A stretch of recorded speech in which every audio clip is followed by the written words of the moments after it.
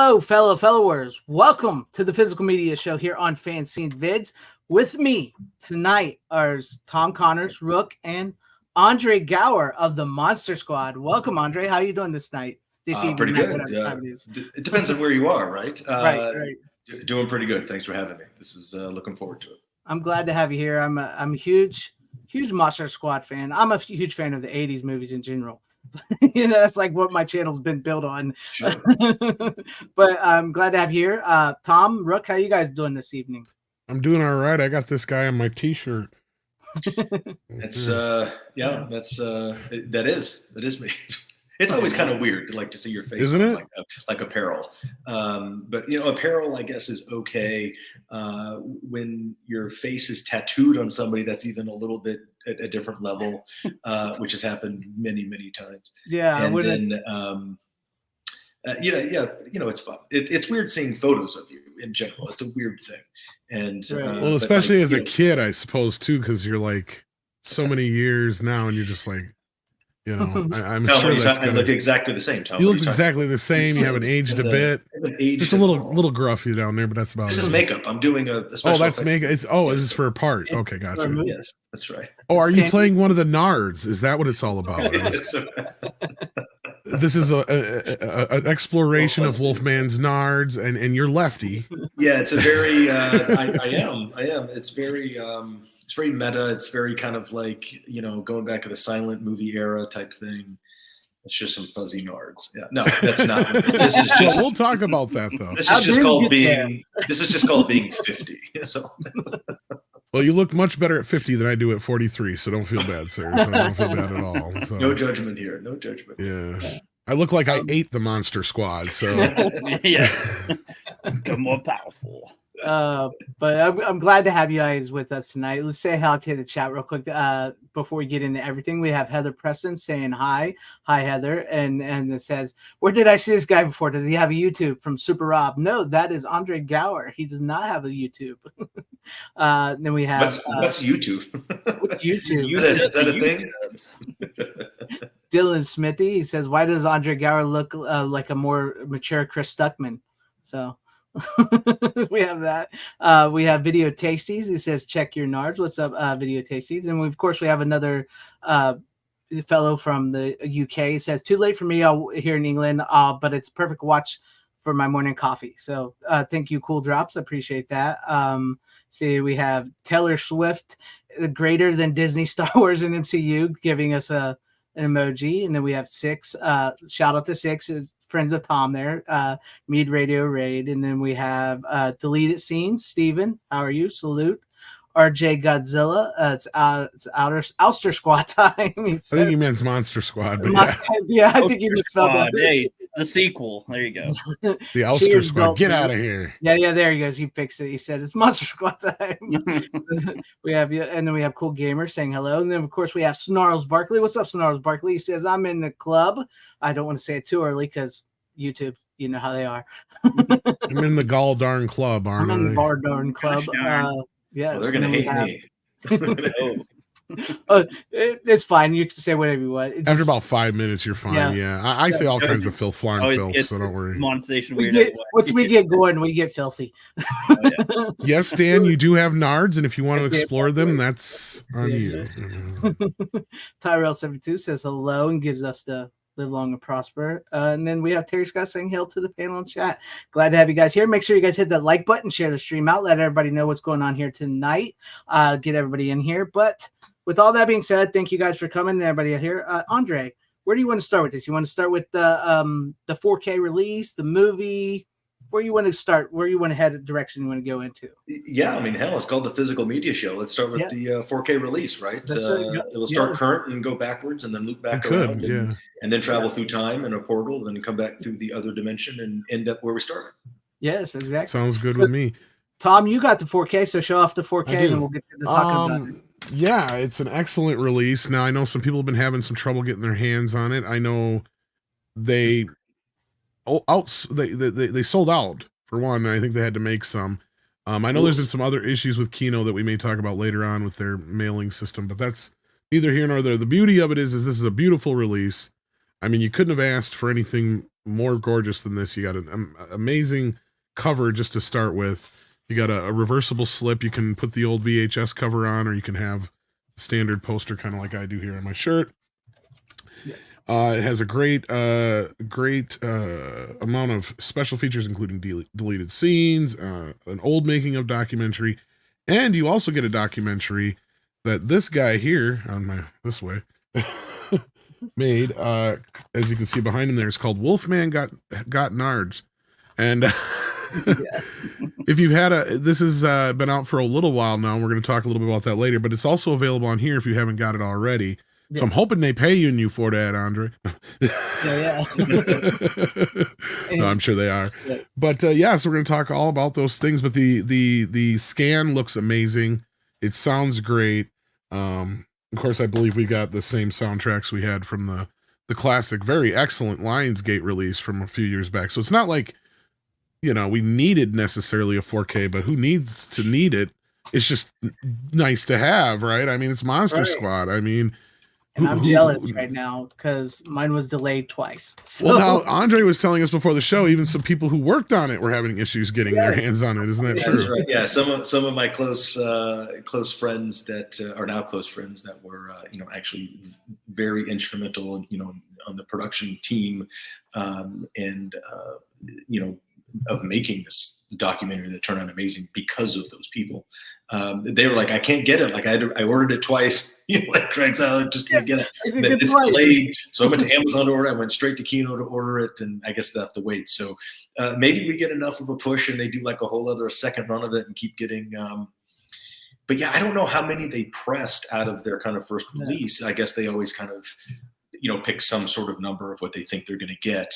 And what's interesting is Lionsgate did that in 2007 as well, and ran out of print in a week, and then ran out of print again in like 3 days, and then ran out again in 3 days. And they had like 3 different pressings of it just to get it out. And, they sold so many of those DVDs and they just weren't ready for that. I also didn't see a lot of, kind of push about it. It's because Monster Squad fans will talk about it. So I think Kino got the word out and kind of got the kind of anticipation going.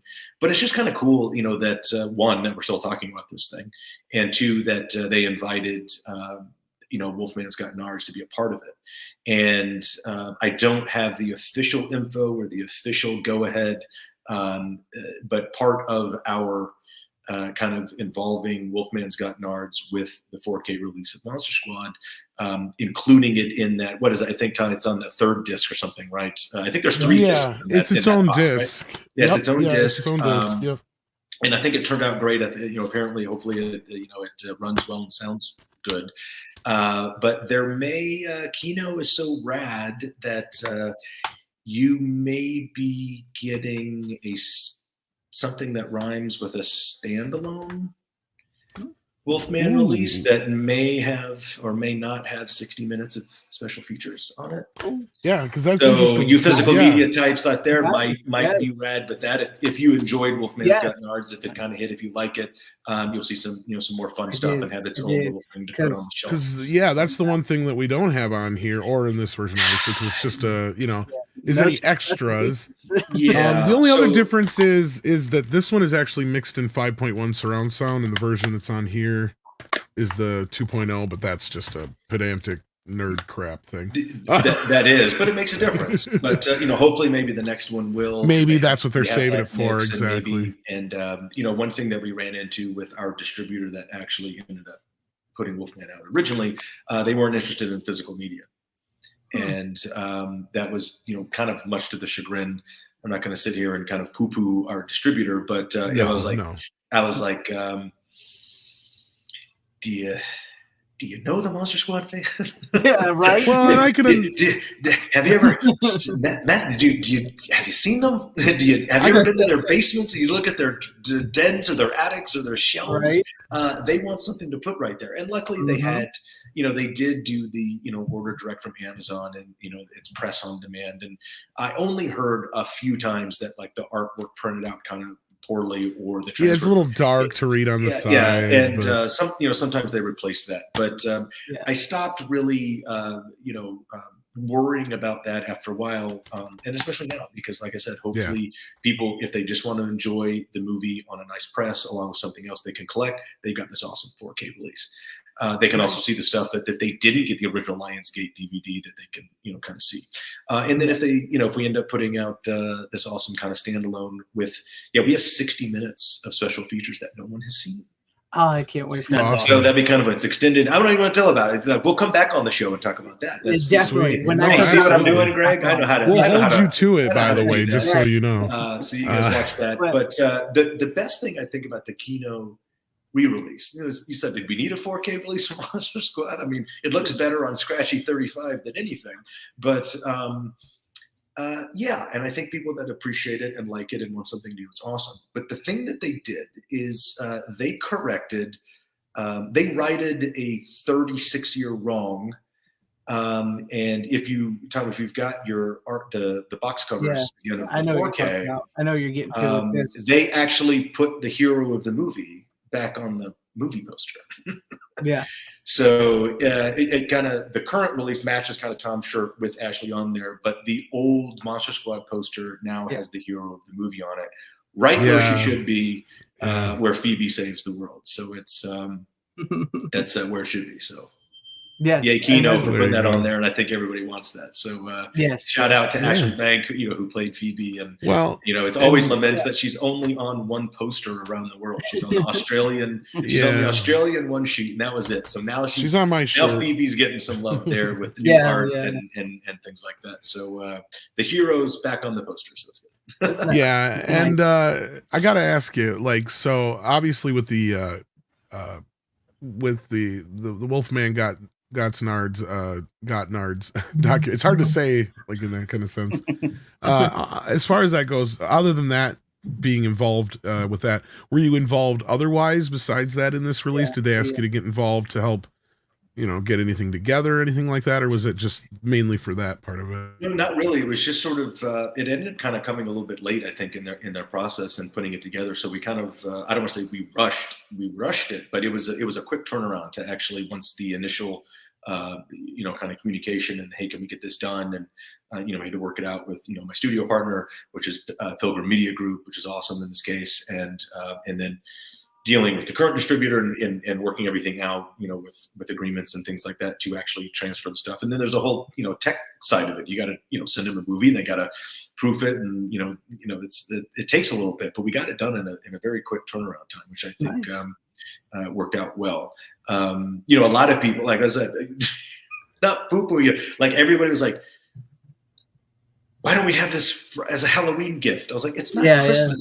It's like, it's going to come out when it comes. It's okay. It can be a New Year's. I'm sure Kino rushed it as much as they could, and that's what we had heard from them too. And knowing when we were having these conversations, which wasn't that long ago, to actually put it on here, like I said, just to get kind of the paperwork done, let alone the actual technical transfer, and then putting it together and then producing a product. It was very quick, so kudos to them by easily.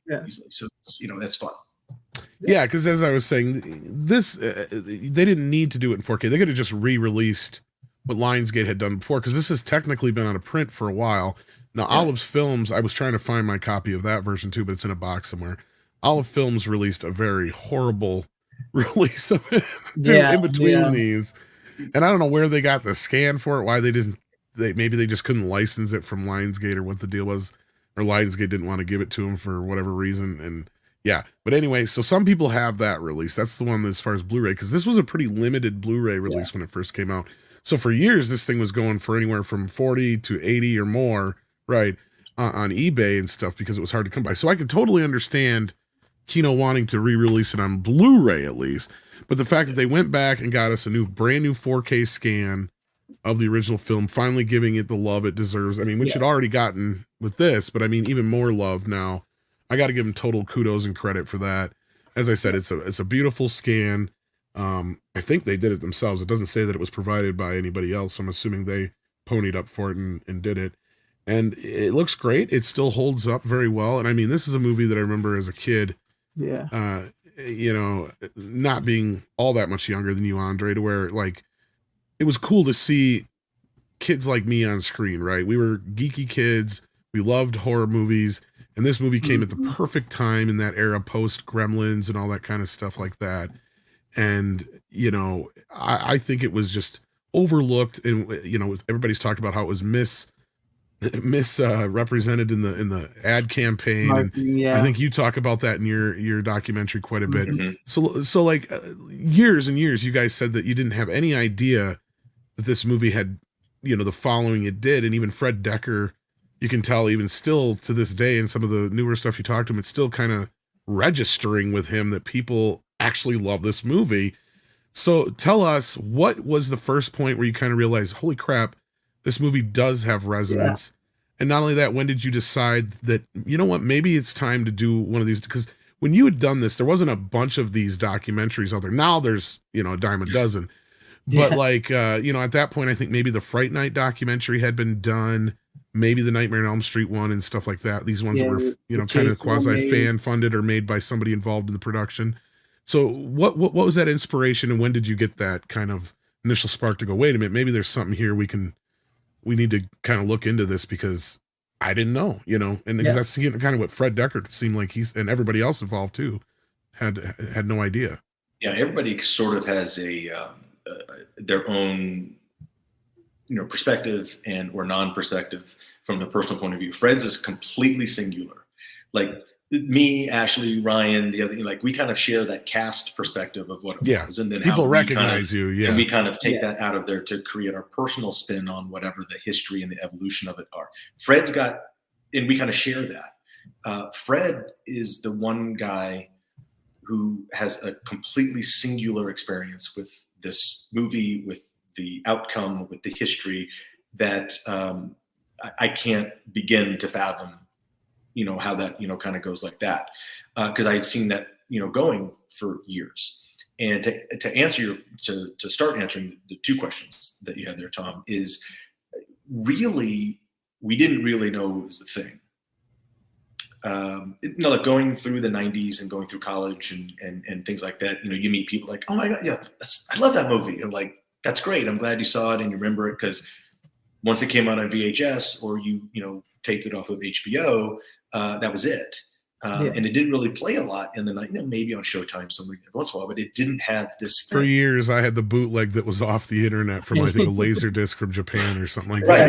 And then I literally bought the VHS. I rent it for years. So, but that's what was happening with the core original fans, whether they saw it in the theater, which was very few, whether they saw it on HBO, which was a ton, or whether they saw it at the video store and then ended up keeping the tape. That was a legion that we didn't know existed. Honestly, until 2006, when we had that first cast reunion screening at the original Alamo Drafthouse location in downtown Austin, Texas. And they called us up. You know, initially it was Eric Vespi, you know, who you know is a you know movie reviewer and critic and, you know, commentator who I'd never met. And got in touch with me and Ryan and Fred and Ashley and said, hey, there's a theater here that does a lot of cool retro screenings. We're hunting a print of Monster Squad. Would you be interested in coming and doing a screening? And we're like, there's a print of Monster Squad? Like what? And you want us to come? It's like, and Ryan always says, wait, you've seen this movie? Yeah. And so we went down and we're like, hey, this is either going to be, and we hadn't seen each other in probably a decade. And because I was, you know, elsewhere, we all went to college, did our thing. And Fred, honestly, you know, had been in director jail for, you know, over a decade. And we're like, hey, we'll go to Austin, Texas and hang out. And, oh, there's a screening. That's kind of neat. Like, this is either going to be a total flop and a waste of time, but we're all hanging out in Austin, or it could be really cool. Well, they sold out of that first screening in about 10 seconds. And then, so they added another screening right after that. So we did 2 screenings on a Saturday night before Easter in April of 2006. And they turned away like 100 people at the door. Like, this just wasn't space. And we were like, holy shit. And what is going on here? But we thought it was just kind of cool that people really gave a rip. And this was kind of a community in Austin that kind of did fun stuff like this. And we didn't know what that screening was going to do, because now the fans had the internet to comment, not just to trade bootlegs. And, you know, then they could talk and they could chat. And that screening kind of launched a thing, and the resurgence smoldered from that. It kind of sparked from there and kind of had this, the kind of the sizzle that this grew and grew. And, with, not even a year after that, we were co-headlining Monster Mania in Cherry Hill, New Jersey as the cast. And that's when they announced that they were actually doing the Lionsgate DVD. And we didn't even know that was happening. Like Michael Felsher showed up to do the commentary and the on-camera videos. We're like, who are you? What? We're not doing a Monster Squad DVD. This is impossible. What's happening? And lo and behold, they actually did. And then it just blew up. And, then we had a whole thing at Comic-Con in San Diego to launch the DVD release. And it was like 1,500 people in line there. It was ridiculous. And we were like, wow, this is really neat. It's 20 years later. This is kind of cool. Everybody loves a little nostalgia jag. And they like to talk about some cool stuff they liked when they were younger. And I was like, how cool for us to experience this for this summer. Maybe it'll go till next summer. I'm talking to you guys about a 4K re-release with right? 3 discs on it. Almost, yeah. It's almost 20 years 20 after years later. that date. Yeah. So, I mean, that's got to make you feel good, right? It does. It really does make you appreciate the opportunity and the thing, because not very many people, well, we learned this after a while, is this is fairly unique. A lot of people like movies. A lot of people are big fandoms of franchises and, superheroes or monsters, whatever it is. Absolutely true. There's just a little bit something different, and not in a bad way, about the connection and with Monster Squad fans. Right. And we realized that early on. We're like, this is kind of fascinating. We don't understand this. Like, this is so weird. It's very interesting. But then we started conventioning. Then we started going, screenings all the time. I was on the road like 2 weekends a month for a couple of going to screenings in random places and doing Q&As and panels. And I just thought it was great. And then Ryan and I would go. Me and Ashley and Ryan would go. And so Tom's second question is, when did you realize that there was something there to make a documentary about it? And we kept hearing these stories, and I kept hearing these stories and getting contacted by fans and people that were really connected and impacted by this movie when they were kids or whenever they saw it for the first time. Because some saw it in college or after college. And then we started hearing stories that like contemporary filmmakers and screenwriters and actors were huge fans, and it kind of shaped what they do now. And they're huge names. Yeah. And we're like, wait, what? So, but it was really that fan in front of you at a table at a convention center in Cherry Hill or Sharonville or, wherever you're at, or, Comic-Con, and hearing these stories of what this movie meant to them as a 12-year-old or a 14-year-old or a 22-year-old, and how that impacted them and how it affected their existence, shaped their life, or kind of how it never left them. They've always been connected by it in some way. We kept hearing these singular stories over and over again, and they all sounded like the same story, but different. They were very personal, but they all had the same theme and thread and kind of heart to it. And none of it was bullshit. None of it was bullshit. And after a couple of years of like, look, again, we thought this would last maybe a year. And then we're like, oh, we're getting invited to more stuff. Like, maybe get another year out of this. This is kind of fun. It hasn't stopped. And it's because of the fans. And then now what that means is you just keep hearing these stories again and again. They're not redundant. They're similar, but they're all very different. And you realize the impact on a personal level, plus the professional level, that people were just impacted by this movie.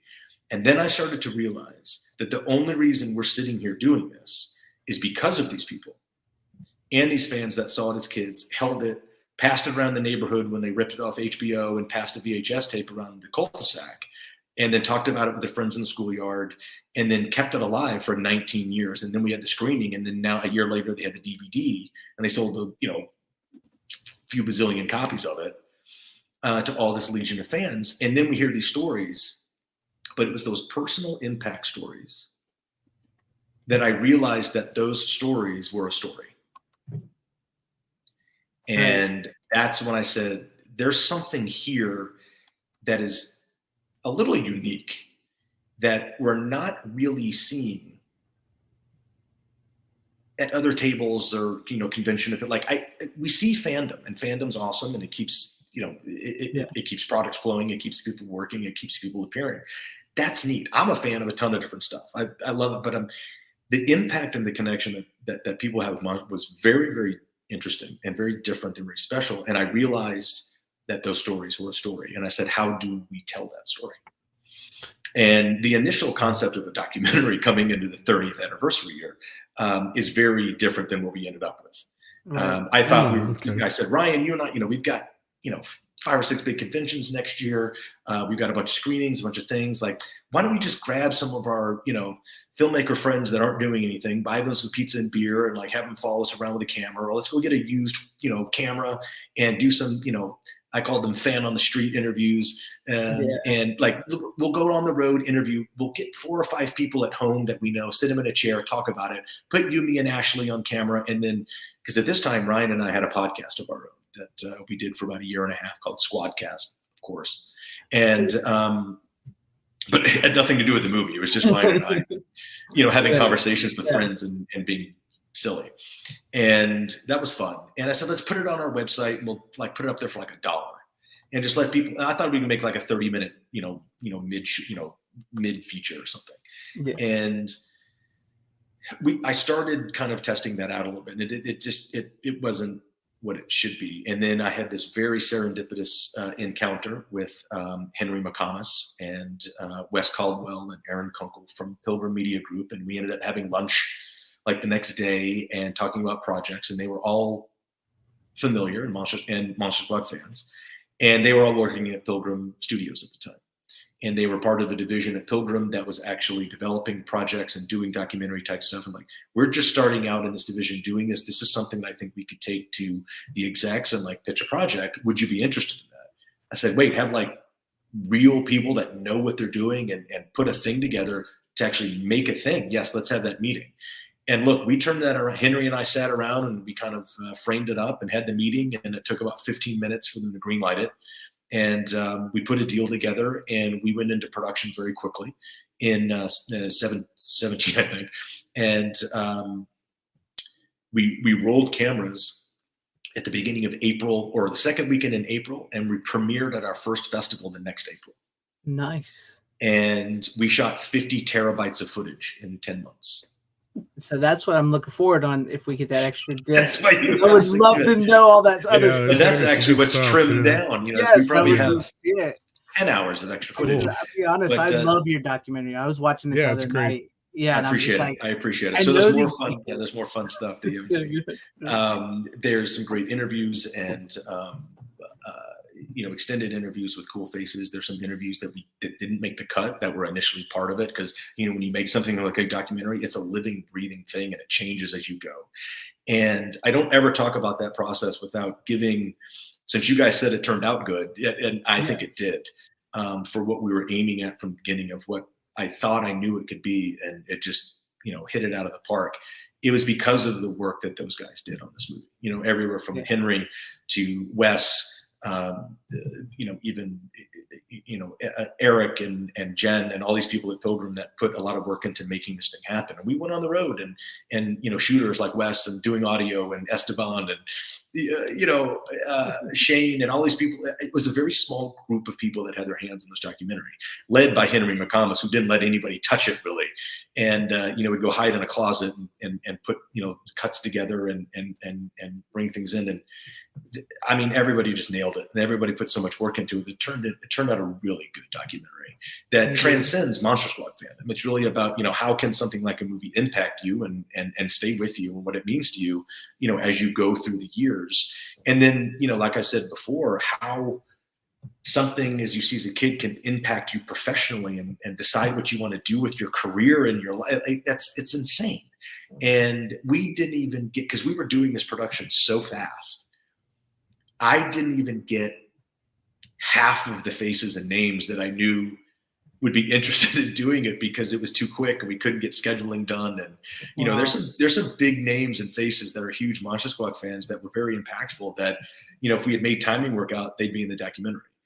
We have some amazing ones, but sequel to the The Wolfman still got snards. Still got That's Nards. right. They're they just hang a little lower. I don't know. It's just we're getting older, but A little lower, a little that's older. 20 years That's later, yeah. awful locker room humor. But Yeah, it's you know, you almost look, the documentary turned out way better than I ever would have imagined, and definitely what I could have done on my own, or just with, It's great.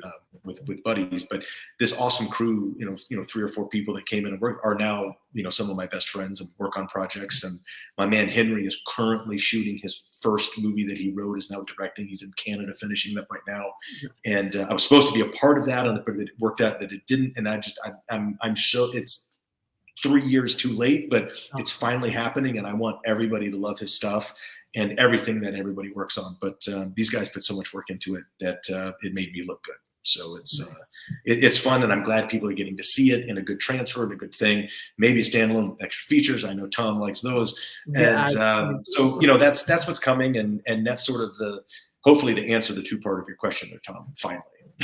Yeah, no, that's a great answer, and because I'm curious, because like if I remember right, you actually have footage of the original events in the documentary, don't you? Or are you kind of just using the older the footage that you started later on? So like from the initial point, you had like started videotaping it, and is that kind of where you're like, I got all this stuff here, maybe I should do something with it, and that's kind of what set you down that road? Or there's some of that, yeah. And then we were lucky enough to actually go back and be able to grab, because when we were shooting the Monster Squad, 29 and a half years prior to this time. Yeah. There was actually a documentary crew on set for a couple of weeks making a documentary of this movie that someone probably would have seen, or they would have put out if the movie had not bombed. But it did, so everything dies. Well, I think some of it's in the making of, and we got some of it's in the Monster Squad Forever, I think they call it. But then we also used about 2 minutes or so, or 90 seconds of something from that BTS stuff that no one had ever seen. Mm-hmm. And I think that really is really cool, because this isn't a making of documentary. We have a little bit of that. It's not a Where Are They Now? It's more akin to like Trekkies or Ghost Heads and stuff like that. Yeah, it transcends fandom. It's more about connection and how something like a movie or a book or a TV show or something can impact you and kind of stay with you, or even shape who you are, for better or for worse. Yeah, and go there. So, and I think we pulled that off. And there's so much that we could put in there. And like I said, there's so much stuff that we shot, and great interviews with people telling stories. But, as Henry and Wes and these guys were putting this together over time, it changed like a living beast. And all of a sudden, a core interview or a quote that you thought was like, oh, that's our thing, is now on the cutting room floor, because the things changed. You've ran into more stuff on the road. Because I put these cats through the ringer for a schedule for about 10 months. And, once we got, kind of a documentary going, I said, well, we got to go to every convention. But also I've been on the phone with the Alamo Drafthouse, the cinema chain, which 20 years ago, or at this time, it was not 20 years ago, sorry, 10 years ago, there was only one location. Now there's 30 something, and they want to do a 30th anniversary tour, and we're going on it. And I had no idea we were going to set up a 17-city and 17-day tour. And I brought that production crew with me to all of that. And that's what a lot of that on the road stuff. And it's just hijinks and fun, and catching sunrises, and Ashley's baby on the road, and Ryan at the karaoke bar. It's fun stuff that you don't see. But we got all of that amazing footage and met so many people. And most of those rad stories in the documentary were from fans at Alamos during that tour. And some of those stories were so good and impactful that they replaced things that we sat on a stage in LA and had these amazing stories from filmmakers and movie stars and stuff. And you're like, yeah, that's out. And because these stories have changed where this movie's going. And right. I think it doesn't play like a documentary. I think it plays like a cool story with some pacing and some story and some arcs. And Tom brought up, Fred's connection and kind of reaction to the whole evolution. And I think Fred's interview, which almost didn't happen, because Fred's very, kind of reticent, or, kind of has different feelings about, talking about this. Mm-hmm. And we finally convinced him after he saw some footage of what we were doing and saw that we weren't, goofing off and putting something real together. And we got him at ease, and he sat down in the living room and talked for about 4 hours. And I think Fred's interview through the documentary is sort of that emotional through line connection thread that is sort of counterbalancing all of the fan admiration and the nostalgia love and the yay Monster Squad, and the quoting of the lines and all this amazing stuff that the fans hold so close to them. It's so dear. They have an ownership of, their favorite lines. And Fred sitting there, it's almost a counterweight to that celebration. And for us to capture that, to be lucky, and what we end up getting, I think, is just documentary gold, really. And I really appreciate that Fred sat down and actually did that. I mean, watching Fred Decker, like it's heartbreaking in a way, to sit here like he's like wringing his hands, and I'm like, I love Fred Decker. I love Night of the Creeps. I love the Monster Squad. To me, like you said, to a lot of us, it doesn't register because I loved Monster Squad. I loved Night of the Creeps. I never thought Fred Decker was anything else, that he was having troubles and all this. And then like when I'm watching it, and you're like, yeah, that dude, I know that guy. I made my Monster Squad card, and then you're like, Fred. It's like, oh man, this guy's one of my favorite directors. And not many people know kind of that story and that relationship. And I think as a filmmaker, and us as a storyteller with this documentary, I think we're very fortunate enough to be able to include that in there, because it's a major part of the story, and it's real, and it's legit. Fred being, I call it in director jail. Not only is that unfortunate for Fred, but that's unfortunate for the rest of the world that doesn't get to see rad Fred Decker written or directed projects that, if this movie had just done okay, would have happened. Now, I'm not saying Monster Squad by itself killed the career. Fred was, before he was 27 or something, made 3 major studio movies. I mean, that's amazing. Yeah. No, the problem was RoboCop. It might have been RoboCop 3, but and that was the studio's fault. That's not even his fault. So it's bullshit. Because what it does is you come around when you're making studio movies, because now we go back, 30 years later, and Fred and Shane get back. Shane's career did just fine. Yeah. You go, you come this 30-year circle, and Shane Black and Fred Decker get to work again on The Predator, and they're working on this amazing story, and Shane's going to direct it. And if you've ever watched a Shane Black script on screen or watch a Shane Black movie, like, you got to pay attention. It's going to be deep. It's going to be complex. It's going to be funny. It's going to have setups with payoffs, and it's going to be a little edgy. And that's what they were doing with The Predator. I know that's what they were doing. And then the studio came in and kind of stepped all on it. And it's like, just let these people make the movie. Yeah, I understand you have but it just lends to a whole thing where people, like creatives, hate studio executives. Yes. But some of the times they prove the problem. They actually legitimize that disenchantment with studio executives and their non-creative decisions. And that's what happened to The Predator. So now you almost come back to this whole thing. There's a whole story there, and like they don't get to kind of rise out of the ashes and bust it out. But I do think it's very unfair for someone like Fred, and Fred's not the only one it's happened to. He just happens to be my friend.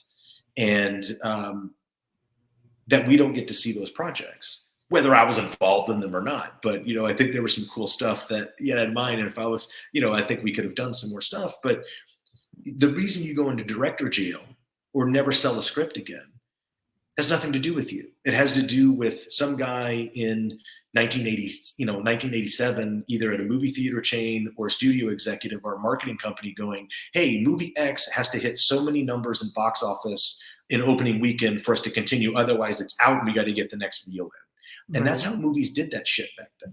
You had 48 hours, maybe 72, to reach some number that somebody you don't know set in some business algorithm. It's like a insurance actuarial, like life insurance actuarial table. And you're like, that has nothing to do with it. It's so general and arbitrary, because what happened with Monster Squad on the Saturday that it opened, and a kid, rides his bike or gets dropped off at the mall to see a Monster Squad, with his buddy. He sees Monster Squad on Saturday afternoon and then goes to school on Monday and go, holy shit, I just saw this really fun movie. I'm going to go again on Saturday. You 3 got to come with me because you didn't come with me the other day. And then they ride their bikes to the mall and look at the marquee and go, it's not here. It's because some dude in a suit said it's got to make X amount by Sunday night or it's gone. Right. And that's what happened in every town in America. Well, the longest it stayed in that, wow. That's too late. Video doesn't give directors jobs. Unfortunately, it doesn't. Yeah, at least back then. Yeah. And do you think maybe the PG-13 aspect hurt it a little bit? Because I think then there's still a stigma to it that's not there now, obviously. I mean, and also But we I have mean- Corley. Yeah, go ahead, Tom. Sorry. No, yeah, go ahead. Yeah, I was gonna say we also have Corley and Rogue here in the chat saying the 15 in the UK could have damaged the box offices too, because he said everybody Yeah, was because I talking cut about out their it. whole audience. Yeah, but he wasn't allowed to see it. The UK 15 thing, and we actually feature something like that in the documentary. You know, with our awesome current young Monster Squad friend in London. Yeah, the 15 thing's ridiculous. The PG-13 was almost kind of ridiculous. But really, let's what be it real, was, it's like PG at worst. It's not that bad. Yeah, but this is 86, 87. I know, right? And that's the weird thing. It's like even then, you could get F words away in PG movies then. So like, yeah, that's where I'm just like the content and this, but this is also what connected with a lot of the kids. It's like the kids were out there doing real shit, right? Yeah, you know, slanging it around and in peril. And Rudy's smoking and drinking a beer, and we're killing monsters, stealing, you know, weapons, and we're going against all of our parents' instructions, which is what every single kid out there is doing. And they see it's real and they connect. But, you know, I don't know. I'm not calling anybody up, but, you know, this is also the same time that Tipper Gore and everybody, like Frank Zappa and Dee Snider at the U.S. Congress going, that's kind of where you're being ridiculous right now. Let American people and their families decide what we can listen to and see. Yeah. You're actually, I mean, it's censorship, you know, at heart, but it's like you're cutting things off. So I think it's all in that same time of era of why we got a PG-13, you know, kind of rating. But look, we were a bunch of, you know, preteens running around and blowing shit up, and like he thinks we're in like a dude that is immortal throws a stick of dynamite in a treehouse, thinking there's 5 kids in there. Yeah, eating the germ. You're not wrong, but here's my thing: is like from the perspective of we literally have Bart Simpson on TV at that point, going, "I'm Bart Simpson. Who the hell are you?" You know, on regular television, a 10-year-old who's getting strangled by his father and telling him to F off in so many words. You know, and the Monster Squad, on the other hand, is getting slapped with a PG-13. Now, at the time it came out, you know what was great about it, and we haven't brought it up yet, and I almost did it on purpose, and I'm glad I saved it for this moment, was Goonies was great. But Monster Squad had the edge, right? Because it was that PG-13. It was a little bit edgier. It was a little bit more for grown-ups. We had seen movies like Indiana Jones and Gremlins now to this point. And even the film itself, I know Decker and other people don't like it compared to Goonies, because I'm sure he started working on it before Goonies might even have been a thing yet. Oh yeah, because his whole inspiration was, his whole inspiration was, you know, the Abbott and Costello meet Frankenstein kind of movies meets Little Rascals, and you can see that, especially when you say Little Rascals, you can see the whole cast. You know, it's right there. Dog. I mean, there's even the dog. Exactly. Yeah. No, you're absolutely right. It got on the origin thing, and look, we're always compared to Goonies because, you know, it's a kids' adventure movie set almost at the same time. Goonies, and I don't think they're comparable. Yeah, they're not. And look, what we always say, and they always like, oh, it's a Goonies Monster Squad fan rivalry, and like you guys should like box the Goonies for charity. I'm like, no contest. Like, I don't even think they would do it. But I mean, I know all of them. We all grew up together. So we all read for Goonies. I could have very easily been Mikey also. You could probably look at Corey Feldman and make him cry. That's a problem here. I mean, I don't know. You know, I've known Corey for I'm kidding. Of course. I might agree with you, but you know, Corey, he's got his own something, and that's why he works, because he brings something that not a lot of other kids at the time brought. But there's no Goonies Monster Squad rivalry. They're kind of very different, like you said, Tom. But you know, the other thing is, you know, we started to lean into it a little bit. Like, look, the Goonies fans are great because a lot of them are Monster Squad fans. Goonies, there's crossover. The Goonies itself is a movie. The Goonies are great at saving their neighborhood from a developer. Yeah. You saved the world from monsters, man. That's right. I don't even have to finish the burn, but it's we didn't invent the burn. It's all right, but it became like a little fun thing. But yeah, there's this. But Fred and Shane started writing Monster Squad in '85. Yeah, they were in college, and you know, no that's one was what I going figured. Donner Spielberg, hey, what are you guys working on? Oh, we're gonna make that.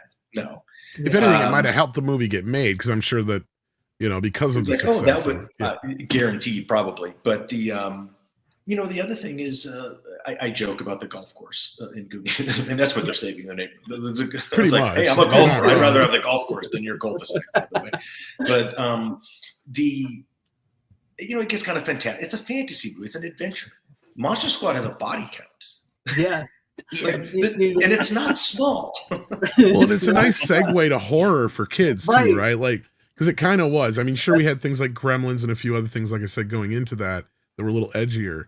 The Monster Squad. Zach's like 17, 16, 17. He's older, playing 16, 17. And look, that's a different audience. Yeah, even though the initial script was meant to be closer to the younger age, but yeah, go ahead. What is kind of not only the PG-13 rating, what I was going to mention is what made the movie not perform well. I think it was a combination of 4 to 6 things. And one of them was the rating, 2 of them was the when it released. The marketing campaigns were very confusing and contradictory and didn't lend anything. We didn't get good reviews by the local, town reviewer in the newspapers. And we came out 2 weeks after The Lost Boys. And Lost Boys is for that next level of audience. It's for that 15, 16, 17-year-old because it's darker, it's more dangerous, it's a little sexier. Although if you look at it, Monster Squad, there's kind of some sexy in Monster Squad when you look at it from the wrong way. What's his name? But I can see what you're saying. And I'm not even talking just about the gorgeous Lisa Fuller, who looks exactly the same as she. Well, I know when I saw her in the documentary, I was like, "Whoa, she didn't age." What didn't help? Unfair. Yeah, go ahead and share this, Greg. I got at the bottom here if you want to. But this is the ad campaign they went with, right? Like this looks like a cartoon.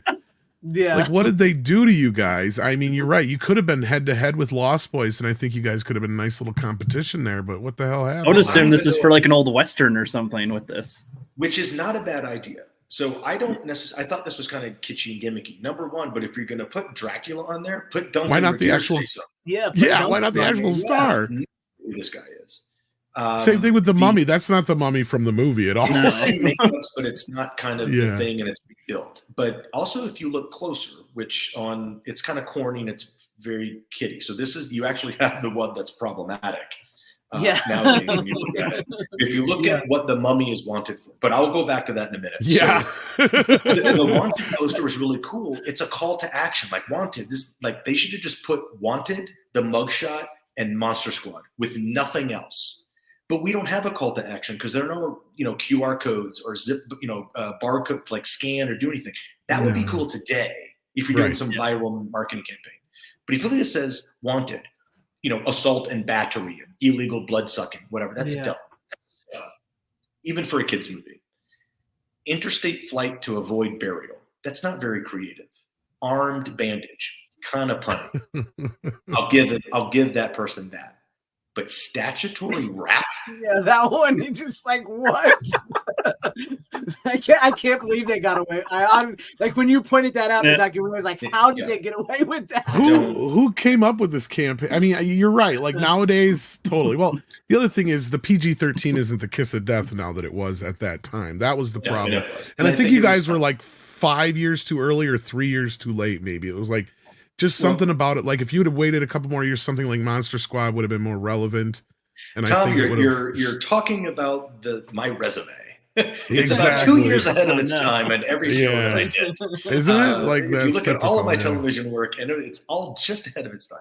Just ahead of its time, yeah. 2 specific TV shows in particular. Because I think this would have played well leading into Scream, right? Because you guys were bringing back the old monsters. It wouldn't have been us because we were older. It would have been, of course, sadly, yes, or somebody like that. But no, I mean that's what I think the problem was. It was just you're 100% right. The placement, the rating, all these things, but it didn't matter because we discovered it on video. We discovered it on HBO. In fact, one of my memories of the film was making my folks rent it again so we could take it to my uncle's for Christmas time so we could watch it all together because I know a bunch of my cousins hadn't watched it. And the best part is everybody had a great time, right? Like everybody started watching. We figured eventually the adults would go off, start playing pool or whatever, because my uncle had a pool table in the basement. Nope. Everybody stuck around, watched the whole movie. And of course, everything landed. All the jokes landed. The chicken shit joke landed. The Wolfman has nards landed. Everything landed. It was just brilliant. And it worked. And what's weird is it worked then. And it kind of works now because I'm going to segue back into that because I have a good point coming up. But I want to touch base on kind of like one of the 5 or 6 things that I always comment, but it's a little joke because it's a little bit funny. But you mentioned it's the different audience of if we came out a year or 2 later, or if it's a different time of the year. The boom of Lost Boys 2 weeks before kind of killed our release date, I think, with Arkham, but it's not the same crowd. The problem with Monster Squad, because of the rating, because of the marketing campaign and the reviews, parents saw that and said, I'm not taking my 10 and 11-year-olds into this movie. The 13 and 14 and 15-year-old kids are like, that's too much. Or 14 and 15, 16. I just watched Lost Boys. I just watched Lost Boys. I'm not going to go see this kids movie because this marketing campaign is cheesy. Assault and battery, that's cheesy. So now you have this small window of kids that are going to ride their bikes to the mall or to the Cineplex or get dropped off by, their older brother or sister. And had they known what that small block of people were back then, who are called tweens now, and known that and marketed it, I think it would have been a completely different story. Yeah, because it really wasn't even that back then. And I always joke, like if they had known, if tweens were a thing, that I think we made the first tween movie in the modern era. Yeah. And if they had known that, and it was a thing that they could drill into. Of course, we have no internet and social media. That would have been bonkers because of word of mouth. Totally different story. Right. But if they had drilled into that tweens, I always joke that we would have just wrapped on shooting Monster Squad 11 Breaking Dawn right now. This movie has been a thing that just never stopped. I mean, I got to ask you. Would have just kept going. Yeah. And I know this probably gets asked all the time. And then I want to shut up for a little bit so Rook and Greg can ask some things. I'm sure we got some things from the audience because I only have mainly 2 more questions. The big one is I'm sure you get asked about a Monster Squad 2 all the time, but I got to tell you, unlike Goonies, which is like, who really, let's be real, at this point especially, who wants to see those guys back together, trying not to break a hip with their grandchildren running around on a treasure hunt? To where if a Monster Squad 2 were to come into effect right now, the remaining crew getting back together because, these guys have dealt with something like this before, and it doesn't even have to be Dracula in them because those have the 100 years. There's other monsters you could bring into the mix now. Streaming series Cobra Kai kind of thing. Don't you think that could be a possibility? I know it's hopeful, but do you think you'd be down for something like that? I want to answer the second part first. To be down with it, right? Who wouldn't be? As long as the right people are involved in it. As long as Shane and Fred are doing it, right? Yeah. But to go also back a little before that is they were remaking this movie after the resurgence started. With giant, which I'm glad it kind of died, to be honest. Big names that we all have heard of, like Rob Cohen and Michael Bay, and they couldn't break the story. And then Universal announced the Dark Universe, and then Platinum Dunes said, "Hey, if they're doing the Dark Universe, Universal, there's no reason for us to do Monster Squad reboot." And it wasn't a sequel; it was a reboot. Because the problem was, you can't remake this movie now. You can't do this shit that we were doing in this movie. You can't put it on a page, and you can't put it on a camera. And so that died, and then everybody kind of rejoiced. But then, you have streaming, more series that get darker, more kids oriented. Then you had the resurgence kind of peaking in 14, 15. We're making the documentary, and Fred and Shane start working on The Predator. And executives around the place are going, "Hey, do you guys have a Monster Squad 2 script? We want to do it." And it's always been a rights issue. The Monster Squad rights have always been the reason why a lot of things don't get done. That's why there's no it's always a rights issue. Is it like spread out all over kinds of different? It's kind of split, and it was it was a thing that we had to deal with making the documentary with Paramount, which is an interesting thing that they had to deal with. But now in media law, I'll let you Wikipedia research this, LexisNexis. Media law after 35 years, if a copyrighted material is in flux or non-proof, it automatically reverts to the original creators. And so I'll let you guys assume what that means nowadays. But even before that time, Fred and Shane were having meetings at different places like Netflix, and they're like, "We want to do this," and I'm like, "I think we've seen it. It's called Stranger Things. Like you're already doing this." You got a point. And one of my favorite stories that I'm not talking out of school. I think it was in print somewhere that Fred and Shane were at a meeting, and this was, I think, the summer of 17 or 18, whatever it was. And again, another executive story. And the guy's like, okay, what we want is like, okay, it's Monster Squad, but they're older. But they have to come back home and get back together. And then like something happens and they have to deal with it. And they don't know if they could do it. And, so they have to deal with being adults and seeing if the trauma of what they went through before is affecting them and whatever. And Shane goes, that's it. And the executives are like, yeah, that's what we want. And Shane goes, no, that's it. He goes, yeah, that's exactly it. That's what we want. Shane Black goes, no, that's Stephen King's It. It just came out last week. You're not totally wrong at the same time there. I did have a couple things come to mind. I think Cobra Kai, I think if you go like the Cobra Kai route though, a little bit, I think you could maybe I think you get away with it. Yeah. But speaking of, I always have to mention, this is years before, right. all this stuff came up. There is a really, really cool Monster Squad sequel story that is on someone's laptop that is constantly evolving. It's mine. So it's and I collaborated with stuff that, and it's fan service. It fills some plot holes. It carries the thing on, but that's kind of fun. But I always mention, if you're talking about like a 5-episode series or 10 episode type of thing on, let's say, something that rhymes with Netflix. My favorite thing in Monster Squad is a plot hole that they didn't follow up on the payoff. In the crawl where it says they blew it. At the beginning. Oh yeah, in the beginning. Yeah. The long story short of the reason they blew it is they captured Dracula. Van Helsing gets Dracula, stakes and kills him, puts him in a wagon. They go off to do the limbo thing with the German cute girl reading the spell. They leave the body of the dead Dracula staked in a wagon and around a campfire with a guard, who I always called the red shirt of Van Helsing. And out of the mist of the woods come 3 vampire brides. He shoots one with his crossbow. He stabs the other one with a stake. The other one's choking him. He's flailing around. His hand finds purchase on a stake, grabs it and kills her. It's like, aha, I made it. Well, he unstaked yeah. vampire behind him.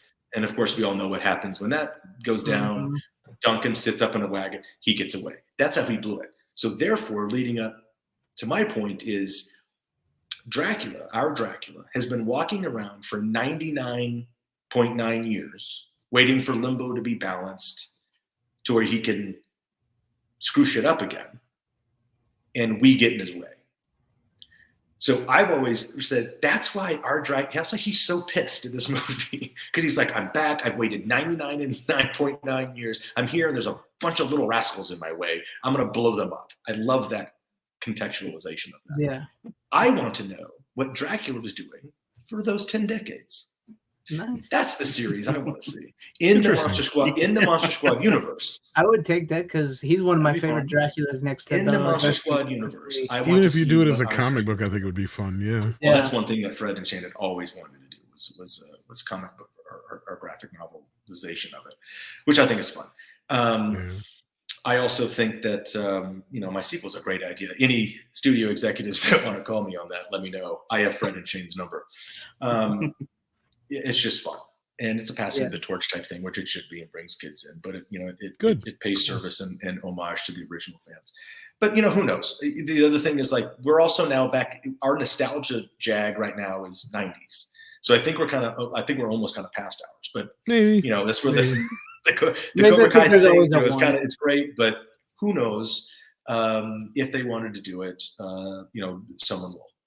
And if it's the right people, be good. But we mentioned, Tom, you said, like, you watched it at your uncle's house and everybody, because it held up then, it held up now. Rook, you just saw it for the first time. And, I want, like, let's get to that, kind of fresh perspective. Yeah, because Rookie has takes on movies that some like and some don't.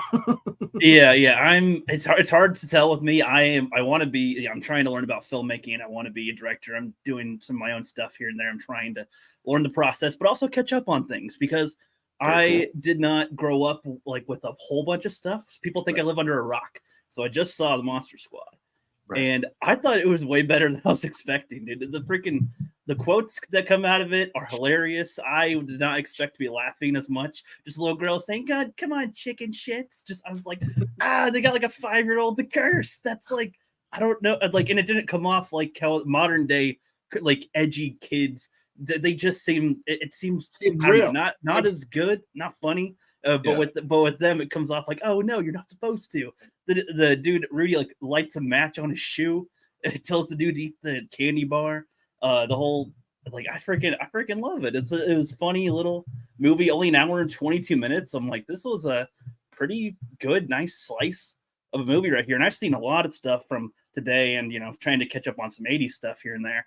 And this was a nice one. I was like, okay, this is all right. Even a lot of the effects, I like a lot of the effects for it too. I mean, they're not like I've seen variety of CG stuff, a variety of practical stuff, but I liked these ones too with it. Even the like werewolf transformation. Like I haven't seen Werewolf in London or which one yet, but I want to at some point here. But I like how he's the guy. Like we don't spend that much time with each of the monster characters specifically. Like I don't know how much time they're even on screen for, but like the werewolf guy, we don't know him that much as a person. But first thing he does is when he wakes up is try to get the heck out and call the cops, even though they weren't listening to him before. And as he's talking to him, like, he starts turning. I like that right there. I was like, I don't think I've seen this type of. It seems like a bombastic but straightforward like story. Like you can see exactly where it's going, but there's a lot of things happening. The end with all the cops trying to help them fight, the German guys helping the little girl try to speak German and read the thing. I'm just like,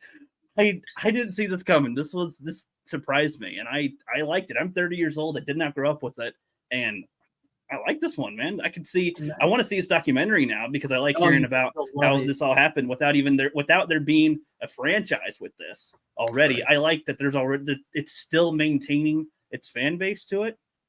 That's awesome. I like that. And I totally dig that perspective, and I appreciate it. And I would have even if it was completely opposite. But you hit on some things that I am very aware of, and I was shaking. I was nodding as you were saying these certain points and things. That you're not the only one that hit on those exact same points of when they've seen it for the first time later or as a kid nowadays, because those points still hit.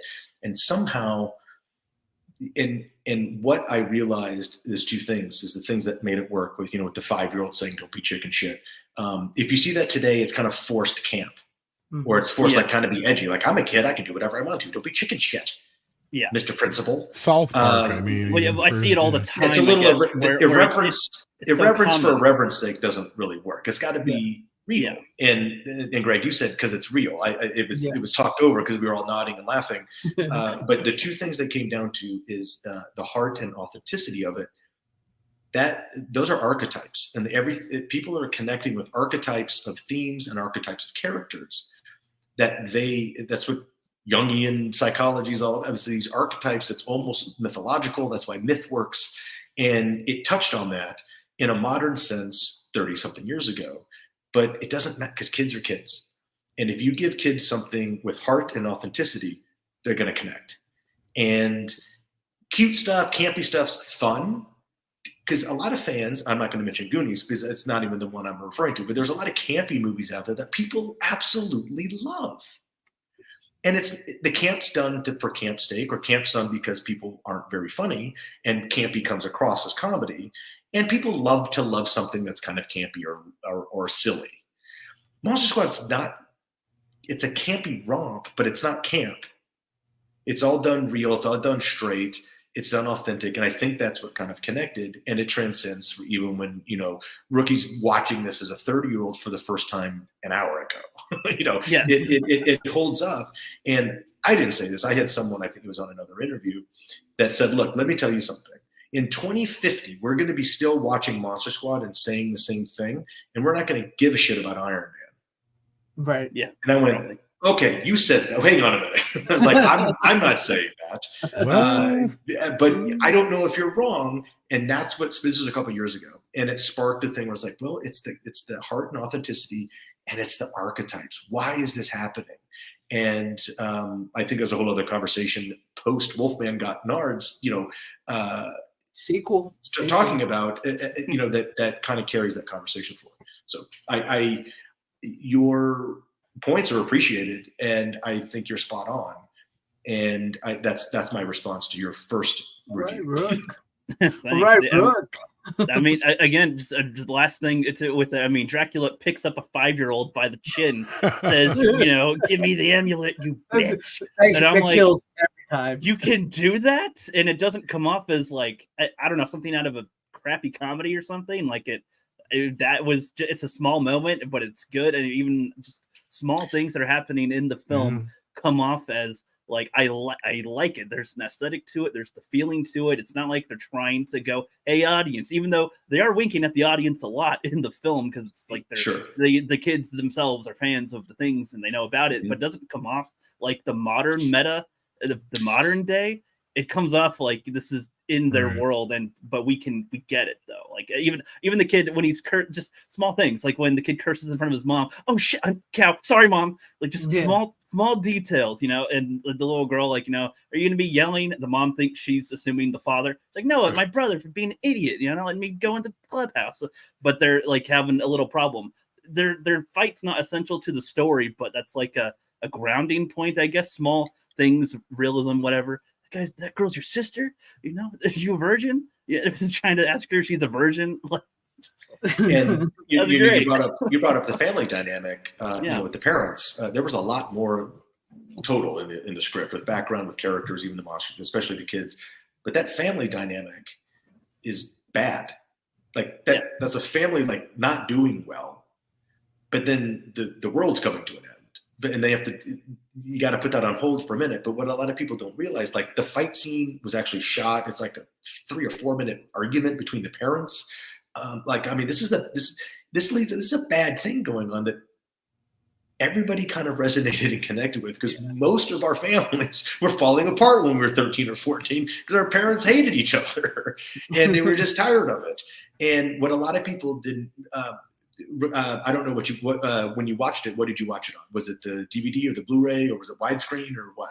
Well, I don't have a physical copy yet. I ordered it on Amazon, but since I love the film, I mean, I really like to purchase things that I know that I want to have. And like no doubt, but like so I'm going to get a Blu-ray, or maybe I'll get I want to see the documentary, so I think if it's on get the Kino Lorber thing, you can see it both. And then get the standalone and help out. This actually has a lot of deleted scenes from the bits you're talking about, Andre, because it's not really there in the movie, but in the deleted scenes you find out they're going to like marriage counseling, and this has been an ongoing thing. And so many, that's the other thing that was authentic and everybody connected with. But Rook, I asked because if you watched it in widescreen, because most of the audience saw it on HBO, which was pan and scanned, or at the video store, which is pan and scanned. They missed actual content, visual content and information. And a lot of it is when the final act is starting and Dell runs in the house and we're already off in the Land Rover, and he calls me on the walkie-talkie. He runs upstairs, comes back down. The suitcases are by the door. The mom's leaving. Implying that they're even further down their thing than they expect. No one saw that for 20 years. I'm gonna be honest. When I was rewatching it, I literally caught that. It is almost like seeing another movie. Yeah, I mean, of course, I learned that early on, but I mean, small details too. I mean, she's setting the dinner. I mean, I think I like it being like an hour and 20 minutes, because the way that a lot of like so many scenes are so quick, and it's just small visual things that you'll notice that even if they're not too integral to the story, they are integral to the characters that are in it for the time it's in. And, you know, setting the table, you know, you got to talk, I love you, prove it, I'll see you later. Like small scene, but it's like that just, you know, establishes where their family, the kid himself wants to hang out with his friends and do this monster stuff, probably get away from whatever the parents are doing also. And, you know, the little girl she's pretty much by herself, but wants to hang out with the brother's trying to hang out with his friends, doesn't want to hang out with her and stuff. Like small things, but they show in the film. With how short a length it is, it shows a lot of dynamics there, which is just something I don't see as often. A lot of things that they show in a lot of movies today almost feel like filler stuff, as toward this is substantive to the story, even though it's not like a super like. Oh yeah, Rook, this is like they used to edit movies. It's like it's bare bones, man. It's like this thing is not going out with more than 4 or 5 reels or 6 reels or whatever they made there. You make it work, man. And a lot of that was tough because we were like ripping pages out of the script as we were actually shooting, and it affected, I think, what I thought was probably one of the better scenes in the movie in the second act. That was on paper, which was a much longer scene, as when we go to the house to find the amulet.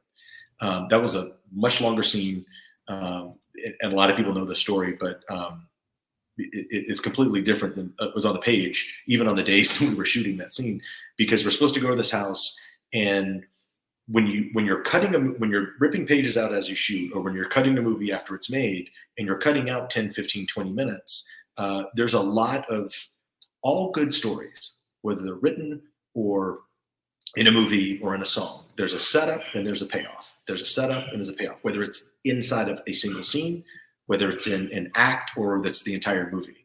Monster Squad, written by good writers and good storytellers, is just a rolling series of setups and payoffs, and then big setups and payoffs. But the final product that you get to see today, or that we saw in the theaters, 87, is a constant run of setups that you never get the payoff because we didn't shoot it or they cut it, or payoffs that you don't know are payoffs because you never got the setup because it wasn't shot or they cut it. And knowing the original drafts and what we shot and was there, you're like, oh, this could be even better. But they got it so lean, like Tom said, and a lot of that, context. Like, how did they blow it? Oh, they cut the whole scene, which gives a giant plot. It's an amazing scene. They stake Dracula and he gets away. That's how they blew it. No, we don't need that. Yeah. Like, what is happening here? Yeah. And a lot of that is with the characters. But the scene in the house is much longer. You go in and it's a setup or it's a payoff from the setup at Scary German Guy's house, where he says, you might think I was a monster.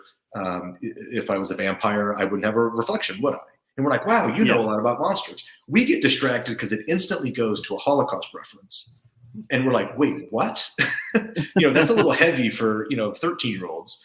But a lot of people go, I don't know what that is, and ask their parents what that means. This was a whole conversation. We've had those conversations with those parents. That was actually my first Holocaust lesson reference. in that. Yeah. Right. Yeah, it's like, what is it on his I mean, arm? I didn't ask about like Indiana Jones and the Nazis. It didn't really kind of click there. But like there, I had to, because that had never. Indiana Jones and the Nazis isn't about the Holocaust. Exactly. Like Indiana Jones is about supernatural shit, which they were into, by the way. It's not historically inaccurate. But the setup of the vampire line is us in this house. So when we go into that house, there was a guy there. And we're like, who are you? He's like, who are you? He's like, oh, we're here looking for something. And we're like, who are you? He's like, oh, and I think it in the script, something like, I'm Van Helsing's great grandson. I'm like, oh my God, we need your help because no one believes us. And we're here looking for this thing. He's like, maybe you can help us. Like, or maybe we can help each other. And we start going into this house. And the Sean character, which is mine, this is why I remember this so well, is we're walking deeper into this weird house and there's a mirror there and that guy's not there. And then Sean goes, oh shit, we're in trouble, run. Because that's a great reveal. And then we scatter and we run throughout this house and we keep dropping levels and catacombs of this house. And on every level, we encounter one of the monsters. So now that's the first time they're together in one building and they're chasing us inside this house. And it goes door to door, it becomes an episode of Scooby-Doo, which I thought was brilliant. Now, and then we get the ambulance, we go and we get away because you should always carry pizza in your pocket. Yeah. But they cut that as we were going and put it all in one thing. And we only shot that over like 2 days. That should have been like a 4-day shoot or 5-day shoot, but time, budget, pages start flying out. The actor that they hired to play that guy was on set all day and never got in front of the camera. No. Oh no. And whether, Monster Squad fans that have heard this story a lot, it was an actor that auditioned for the role of Dracula that they thought was great, had a great look, great kind of vibe. And they were like, oh, but Duncan Regeer came in and scared the shit out of us. He's Dracula. And he was. I think he's one of the top ever, Dracula. Corellian Rogue, if Monster Squad was a hit, it would have been a video game. That's how it goes. But this guy was on set all day and they did not put him on camera because they were writing like, we're getting rid of that bit because we're not going to follow up with it. It was a guy, the audition, and it was Liam Neeson. Wow. Really? Yeah. Oh, wow. Yeah. This is in the making of. Crazy. Yeah.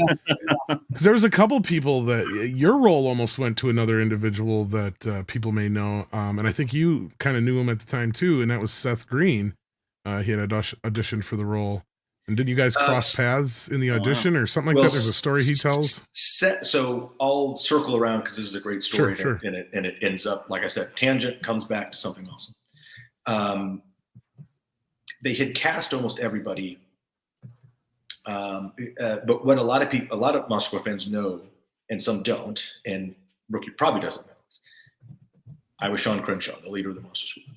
I never auditioned and never read one line of dialogue in an audition for Sean. I originally auditioned for Rudy. Oh, Okay.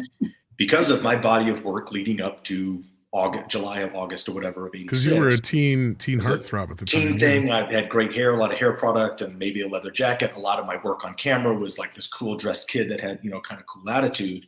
So that was an automatic kind of character kind of description that your agent sends and go, I'm submitting Andre Gower for this role of Rudy. And they go, yeah, let's read him. So I auditioned, I called back, I screen tested, I met with producers, never heard anything. I know why I'm not Rudy, because Ryan Lambert went into his audition and murdered it and became Rudy like that. Because I know what he did like we've talked about this over the years. I know exactly what he did. And I was like, yeah, you are Rudy. Could I have played Rudy? Sure. I would have been a little forceful, cool, laid back kind of California Rudy.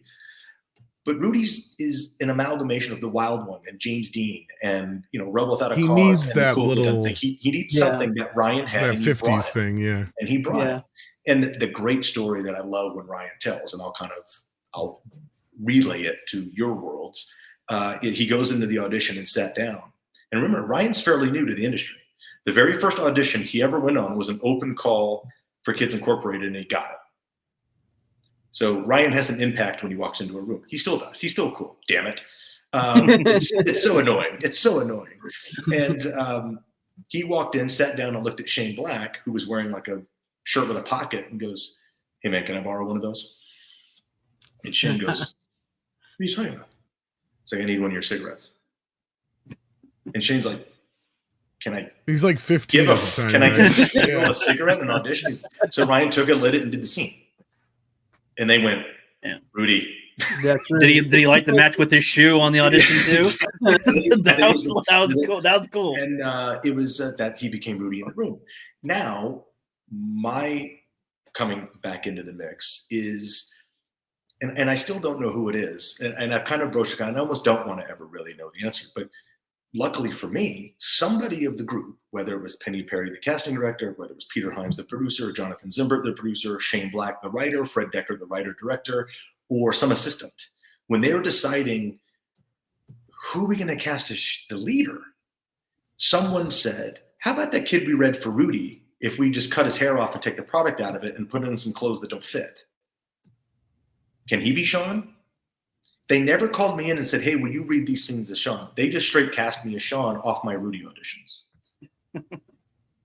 I don't know how that worked in the universe, but I'm super thankful that it did because everybody ended up in the right spot. Now, to get to Tom's kind of circle back, after they confirmed me and I accepted the role of Sean, I said, well, we got to round out kind of the cast. We've got everybody, but we've narrowed it down to two people.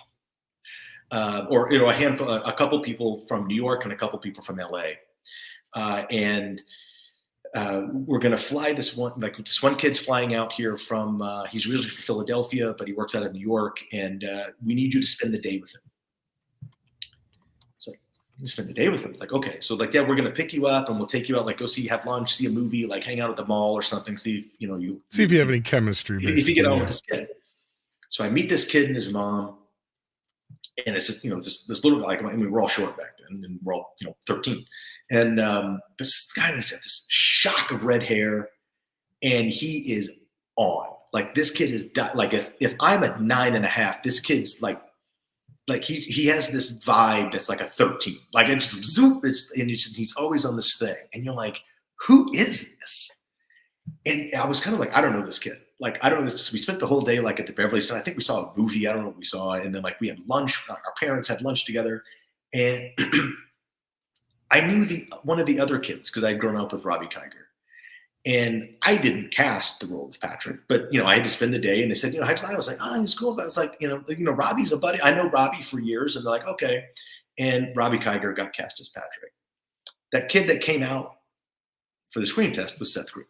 Oh, so he was going to be up for Robbie. Okay. He was screen testing for Patrick out of New York and was one of the final choices.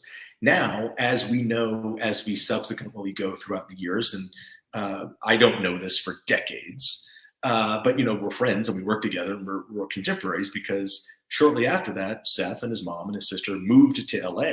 He had worked a bunch as a kid in New York, but he moved to LA and become Seth Green that we know today. And had he got Monster Squad, would he have? We have no idea. Maybe not. But this is that sliding doors type of butterfly effect thing. You're like, holy shit. So Monster Squad is sort of in part responsible for us as the world having Seth Green being what he is, because it changed his trajectory, because that's the screen test that they kind of, per the story, kind of said, you got to move, like, we're going to move to LA. Because if Seth had stayed in Philadelphia, he still would have worked, but not as much, and wouldn't have become Seth Green. Right. I know it. And we had a little bit of part of that. We had a little bit of that. And they didn't know that. And, we grew up, we've been on shows together. We grew up in the teen magazines together and go to each other's birthday parties. And then years later, Seth's like, dude, I'm a huge Monster Squad fan. I was like, what are you talking about? You weren't. He's like, dude, it's a great, I love it. And he tells him the story. And then, years later, I'm like, he's still one of the most genuine, really nice, cool dudes in the industry. He really is a nice guy. And I'm like, okay, here's the thing. I'm doing actually, before that, I actually called to favor him to come in and do something for me for a spec show for a TV series concept that I shot a spec episode for and sold it to Lionsgate. Ironically, the first meeting I had, I sold this television show to, and it was me and Seth in this proof of concept piece. And he said, "What do you need me to do?" I said, "Show it for 2 days and do the scene." He's like, "I'm there." I'm like, "That's amazing." But I was like, a couple years later, I was like, "Dude, I'm doing a documentary with the studio." He goes, "I got to be in it. I got to tell the story." And I got to tell the impact of what this movie means to me and how it's affected me in my career and what we do here at Stupid Buddy and what we do and all this stuff. I'm like, this is ridiculous. This is amazing. So that's why Seth is one of the first cool faces you see in the documentary. Nice. That's cool. That's cool. The only other question I had was, take us back. Like, you kind of already did some of it, but like your initial getting into acting, like what was that spark as a kid? Like what was your first experience that you were like, I want to do this? Or how did that happen? I started when I was 5, and I was sitting in my, high-rise office in the corner and looking out over the city, and was contemplating my next move. And I said, I'm going to, let's get into entertainment. Let's get into film and television. I'm not making fun of you. America. I'm not making fun. Yeah, that's right. I'm not making fun of, I already developed Malibu, but now let's make I'm not making fun of you, Tom, or the question. I'm making fun of just the whole concept of, a 5-year-old getting into this industry. But hey, you have to have that moment where you're like, hey, I think I can do this, or Mom, Dad, I want to do this. Or you have to have the parent that wants you to do it. Right. Exactly. That's my question, but yeah.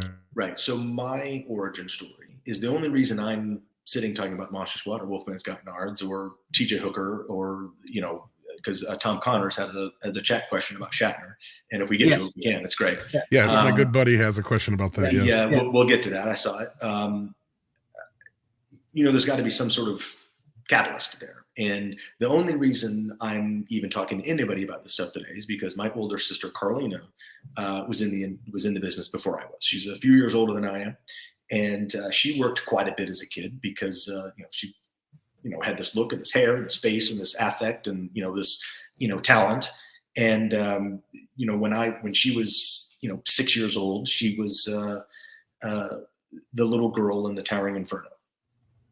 If anybody's ever seen that movie, she's the little girl that is with Mike Lookinland, who was Bobby Brady, and Jennifer Jones, that's saved by Paul Newman in The Burning High Rise. That's my sister. And so I was sort of born on a set. And, I hung out with Steve McQueen and Paul Newman as I was, in a swaddle and so getting passed around. Blood. Yeah. And so I was just sort of, I always say, I was just next. My sister worked quite a bit, for, especially in the 70s, definitely in the 80s. There's some kids in the business, but there's not a lot of kid content. There's not a lot of kids in shows. You're usually the offspring of the, featured actors or whatever it is. And you're kind of a side piece. There's very little kid stuff. Brady Bunch was an exception. There's always some exceptions to the rule, but generally speaking. And she worked quite a bit. I was just sort of next because I was always sort of around it. We both did a ton of commercials back in the day because those used to be a thing. And I was always just sort of around on auditions. And then I started doing it. And then I started taking off. We actually did a handful of commercials together, which is interesting. And, I just kept working, and she kept working. She ended up going to college and kind of, transitioning out. And when I just, and that's when I was kind of peaking a little bit, in your adolescent years, in the teen magazine days. So that's my origin story. But I always joke about sitting in my office as a 5-year-old going, what's next? You have to have some sort of, I don't want to say push as a negative thing, but someone has to be there orchestrating kind of if you want to be a dick about it, you can say the marionette strings, or just kind of like shuttling you around doing it, because it's a full-time job. That's what, my mother was the catalyst of that. She was very into it, very supportive, and very present.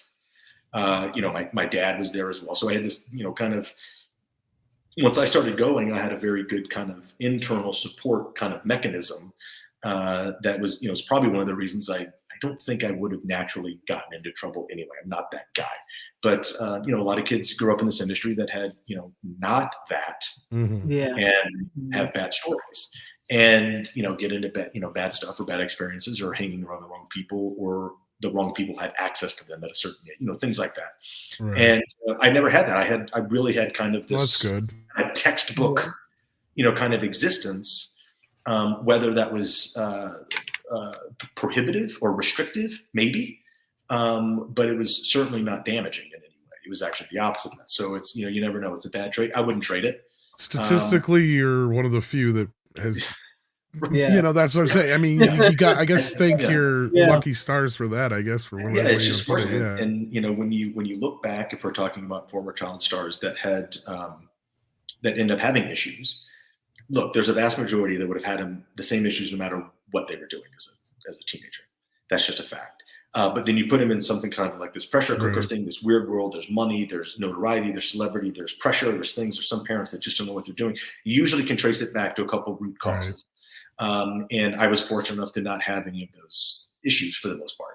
And I'm not the only one that says that. My contemporaries say that too. Like, my house was the house that all my other friends came over to hang out, because I was the normal house weekend. I was like, you don't know jack shit about my place. Like, we're the normal. Oh wow, we're in trouble, because everybody related to everything that was going on screen or off screen. And, you pal around. But I also had a very balanced existence between like film and TV life, and neighborhood school, and neighborhood friends, like what I called not the real world, because that's the real world. This is the make believe world, but it's a real world. I had a very good balance. I was very balanced in both sides of that. And I tried to never let one get in the way of the other. Even as a kid, I was very, very adamant that I didn't not do normal kid shit. And I think that really made the main difference. And my parents and my people, made the effort to allow that to happen. Because I know a bunch of kids I grew up with, I'm not naming names, I know a bunch of kids that grew up with this industry that can't do anything else. Right. They just don't know. They don't know how to walk out of the house and do something else. And I'm surprised they don't get hit by a bus every day. Yeah. But I'm just like that. I'm glad I'm not that. Yeah. And a lot of people say, is like, look, you left your TV and film career at the peak and went to go play basketball at a small college, in the South. I was like, damn right I did. That's some real shit. Yeah. And at least you had that option. Yeah. That's right. Yeah. And I don't take that for granted. I was like, I had this opportunity. I'm going to take it, because that's what I really want to do. I can always come back to this and get back involved, but I can't go to, you can go to college anytime, but you can't go and experience college the same way. Yeah. And you can't go play basketball when you're 30 or 35 or 40. Yeah. And I said, I don't want to miss this opportunity. I've got to do it. And was it a mistake? Who knows? Who knows? But it's one of those things that I don't even know. This is a tangent. I'm not bringing it back to anything, but it was an interesting time and an interesting, kind of existence. But you mentioned kind of where did I get my start? Where was that kind of catalyst? Like I said, my sister was in it before I was. I was just sort of next. A lot of kids are forced into it because their parents want you to do it, or their people want you to do it. But if you don't take to it, it doesn't work. And I think I just kind of took like a duck to water. And you're a very natural young actor at that time. Yeah. I mean, and which you can't say about a lot of kids, even as much as his beloved Macaulay Culkin and certain other ones are, he's hamming it up sometimes where you're not doing that in your stuff. You're there. You're playing it for real. Like it's like when you're Sean, you believe that kid, right? Yeah, like you believe he.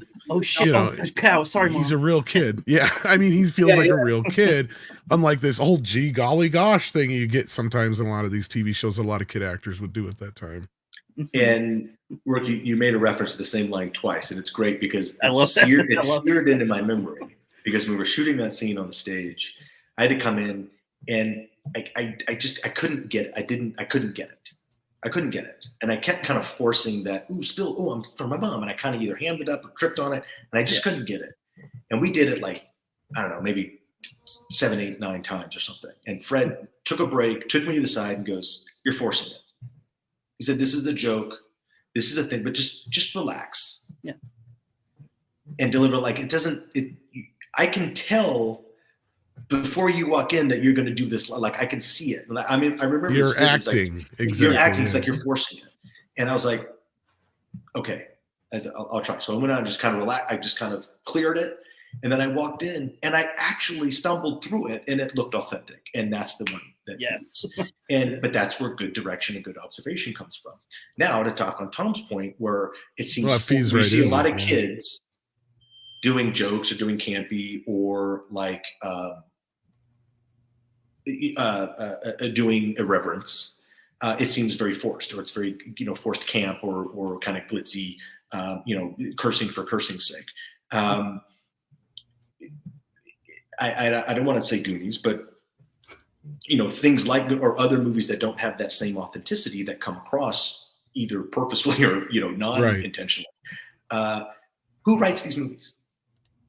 Usually 38, 52-year-old dudes that are like, "Oh, this is funny. When I was a kid, let's make this little campy joke." And da-da-da. You know who wrote our jokes? 2 20-somethings that were our age just a few years ago.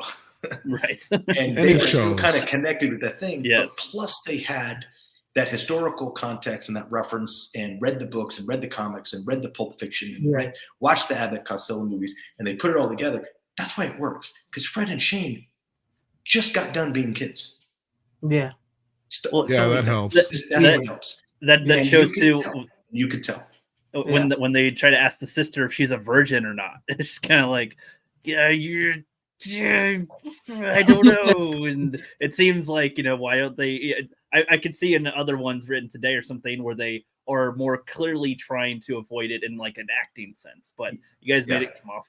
Like they make it come out natural, and when they show certain looks too, like the way that they react, like even the mom, just the glare when he was about to curse or whatever, just like little things like that are just like fun, like this is kids, they're not used to them cursing up a storm, even like the little girl, she says chicken shits, it's like it comes off as genuine because it doesn't. She maybe could have been second guessing. I'm saying the word chicken shit. Am I using it right? Yeah, I know it right. It's just like and if I remember right, that's not even in the script, is it? Is that improvised on the day? If I remember right, I think. No, I think it is, or they wrote it in eventually or something. Yeah, because it's in the one documentary they show that. It's a very shameful. Yeah, like I'm sure, like. Because it does kind of come off like at the moment, just like say it like that, and she's just like, yes, and that's what it sounded like in the making of. Is a lot of Phoebe's takes. I forget the actress's name. I apologize. Ashley, just said Ashley. Thank you. Like a lot of her takes were like 1 or 2 takes because you just got to get, especially somebody that young at that time in the moment. And Rook, you brought up the scene where she gets lifted up by your chin. And that was the first time I believe it's brought up in the one documentary where she had never seen him in that with the fangs and the eyes and everything like that. And when he said that to her and at her, she just, that genuine reaction. But of course, the first take got muffed up, so the one that's in the film is the second take, I think, is what they said. But, it didn't get muffed up. It scared the shit out of her so bad. It scared the shit that she started crying. That's what it was. She didn't scream that. Yeah, they had to go back and do it a second time. But that's what it was. Yes, the backstory leading to that experience, that shot, which is iconic, is that Duncan and Tom Noonan, who played Frankenstein's monster, were very classically trained method actors, and they made the conscious choice of Tom took it to a different level. He said, "I'm Frankenstein's monster for the next 3 months." Mm-hmm. So he lives as Frankenstein's monster, even constantly. He even went home in the makeup one night because it was too late. He didn't want to take 2 hours to take it off, so he went home in that shot. Duncan was like, I don't want to lift the veil or rip through the mist of this evilness. I don't want these kids to see me as Duncan, the actor playing Dracula. I want these kids to see me as Dracula. So I'm never going to interact with them out of costume, makeup, or character. Mm-hmm. And that was different than Tom's, kind of method. Duncan didn't hang around and do it. If he wasn't on set in front of the camera with you, he left. So, and we all know how the sausage is made. Ashley was 5, but she was a professional. And some of the reasons she only did 1 or 2 takes is because she didn't need any more. Yeah. She's Nice. that rock on that she's like, oh, we got it. She knows it, but she's 5. And Duncan scared the shit out of her. Because you don't know, it's not a guy. Yeah. Yeah. Michael McKay, who played the mummy, came up at lunch and everything was like, hey, I'm Mike. He befriended Michael Faustino, who played Eugene. It's like they palled around. And like we used to have to feed Michael through his makeup because he couldn't take that, because that would be 2 hours to take that thing off. So we fed him like steak through his face makeup. Like, thanks guys, appreciate it. We know who he was. We never interacted with Duncan, especially Ashley. And so at that moment, this was that big payoff shot, but she also had to get introduced to him so she wouldn't absolutely freak out. But she didn't like if he had his contacts or his fangs in. Yeah. And so if there wasn't, he didn't have them in. For that one shot was the one time his fangs were in and his contacts were in and he hissed at her. Authenticity. Yeah. Well, he calls her, a bit. He yells at her Yeah, too. so- Even with any adult yelling at a kid, that could freak a kid out alone. Just, what are you doing, kid? Right, but a supernatural monster yelling at you. Yeah. So it came across very authentic. We always joke she just wrapped up therapy. It's only been 35 minutes. It's great. She's totally fine. She's totally fine. Like, She's that totally whole fine. scene was set up, and that's what I liked with that whole scene too, because there's so much. There's guns going off. There's monsters fighting. There's a wolf just got blown up, and this German old guy. You have to speak German and read the spell. And it's just like, what? And then, she's reading it. There's wind hurling all around, and he's walking toward her, and then picks her up. It's like, that was like a nice little it's good shot. nice scene. It sells really good. I feel like other movies would have had her say some type of, she'd have the quippy line and not be as scared or something. And I like that this was just like, just picked up a 5-year-old by her chin. It's just like, that was a right. And this is and what it is. It's very if this was a demi film, like he would have picked her up and very kind of romantic and almost sexual, right. But sort of this weird kind of thing, which it kind of is, because that's what Dracula is. Because if you remember, 20 seconds prior to that, he just broke the neck of a guy.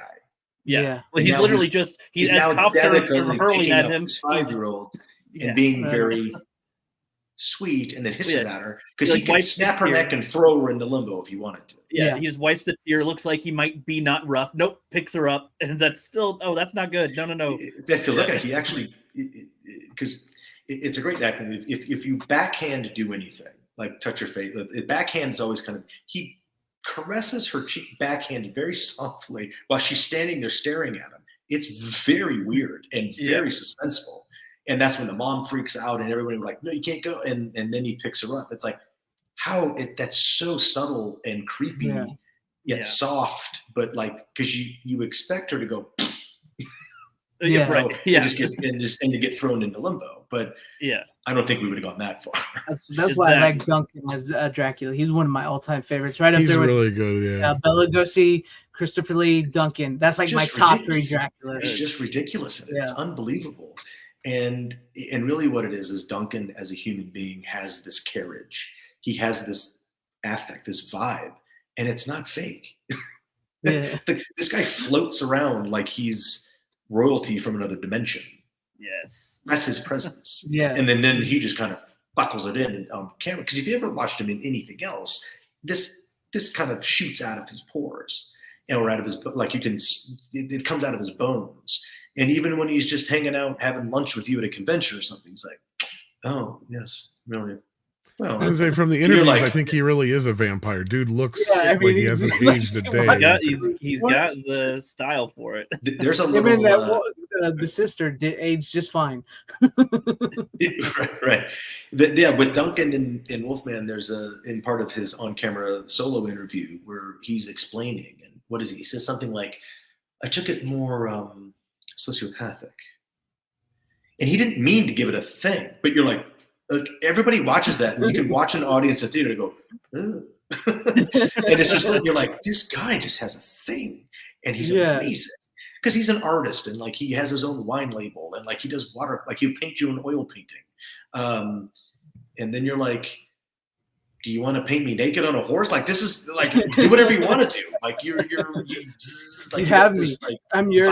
Like it's insane, and that's why he's Dracula. That's what it succeeds well too, even when something goofy as like the fat kid comes out with this pint with his garlic pizza and does it in his face. It could, like, I feel like other movies would have maybe had it be played off as way more goofy from the Dracula, like pizza, garlic, or something. But it was just no. He's playing it like you just burnt me. Okay, I recollect myself. It's good, and then goes. So it's still a silly moment for the from the kids, but it's like he's not. He doesn't come off as like, oh, you just did a Looney Tune on me. Like he's just like, all right, you burnt my face.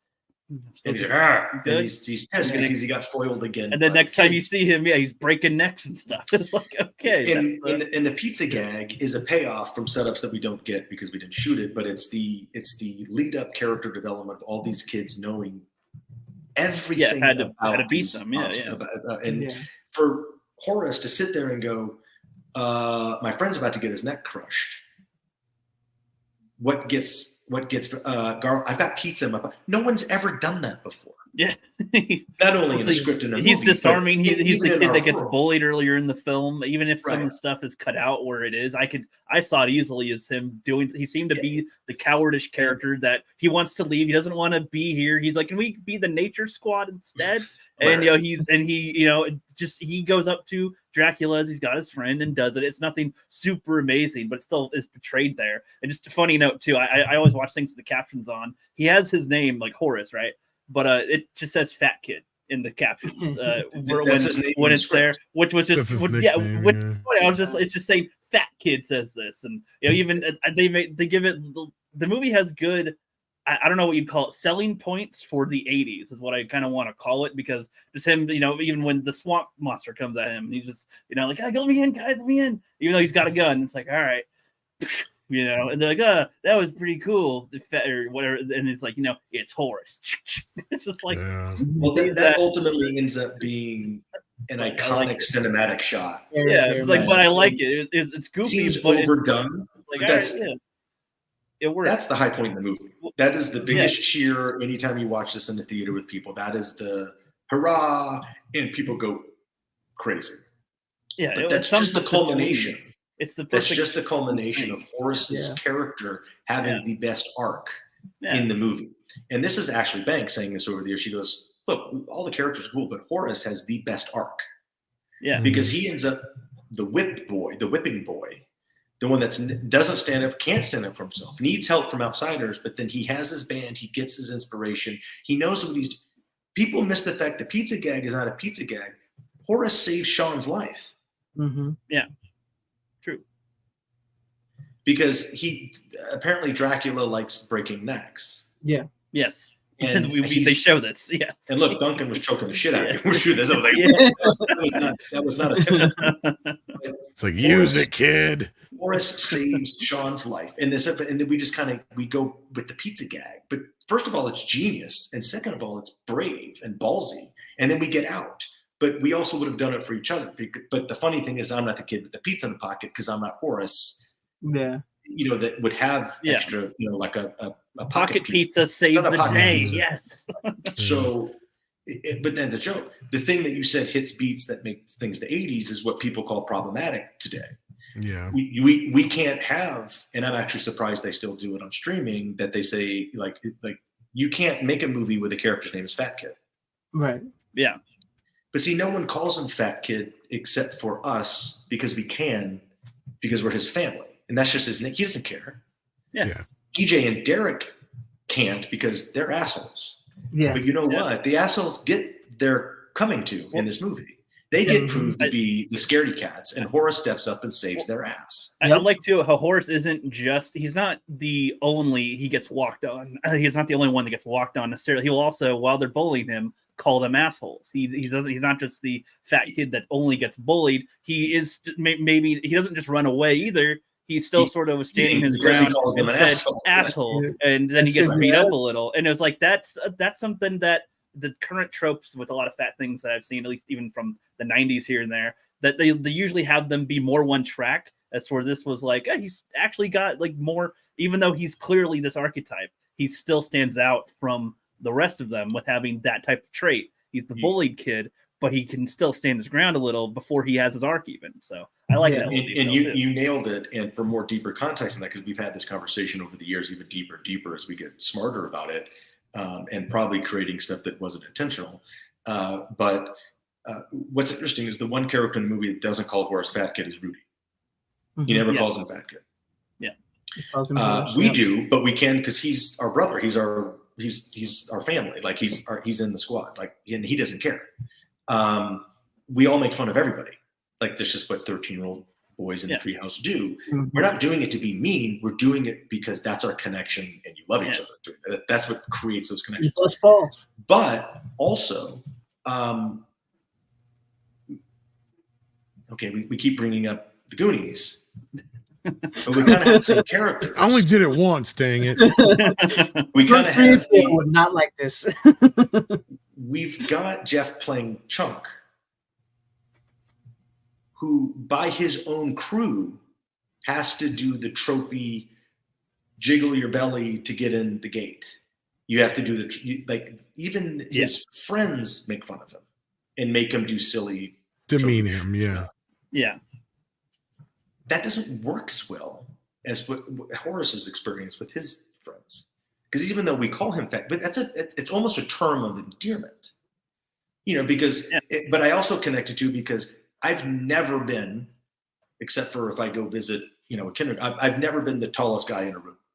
Usually, I'm not very tall. Yeah, and I know a lot of us, especially in business, are like, but I've been called everything you can be called in life. Now, of course, I grew up and I went and played college basketball. I'm the short white guy playing Division I college basketball. You're going to hear some shit, right?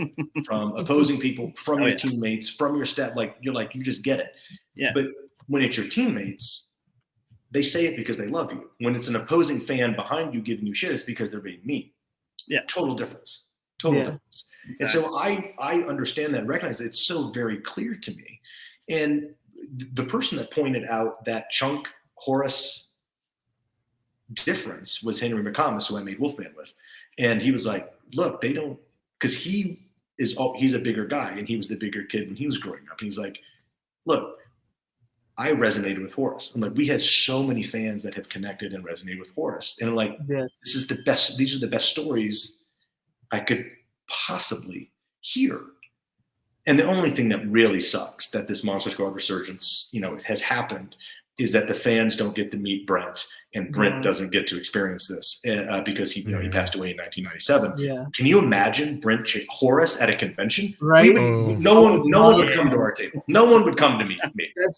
Nobody would come to meet me. We are Horace here. That's what I'm about to say. I always wanted to be Sean. I always wanted to be Rudy. Yeah. I always wanted to be, but at the end of the day, I knew I was fat kid. Yeah, because Rudy's the cool one. Kid. Sean is the leader, and but everybody connects with somebody, and Horace is the thing, though, and you're right, and I'm glad you said that because the difference between Chunk and Horace is just that Chunk is used as comic relief throughout Goonies, and outside of the little thing with him and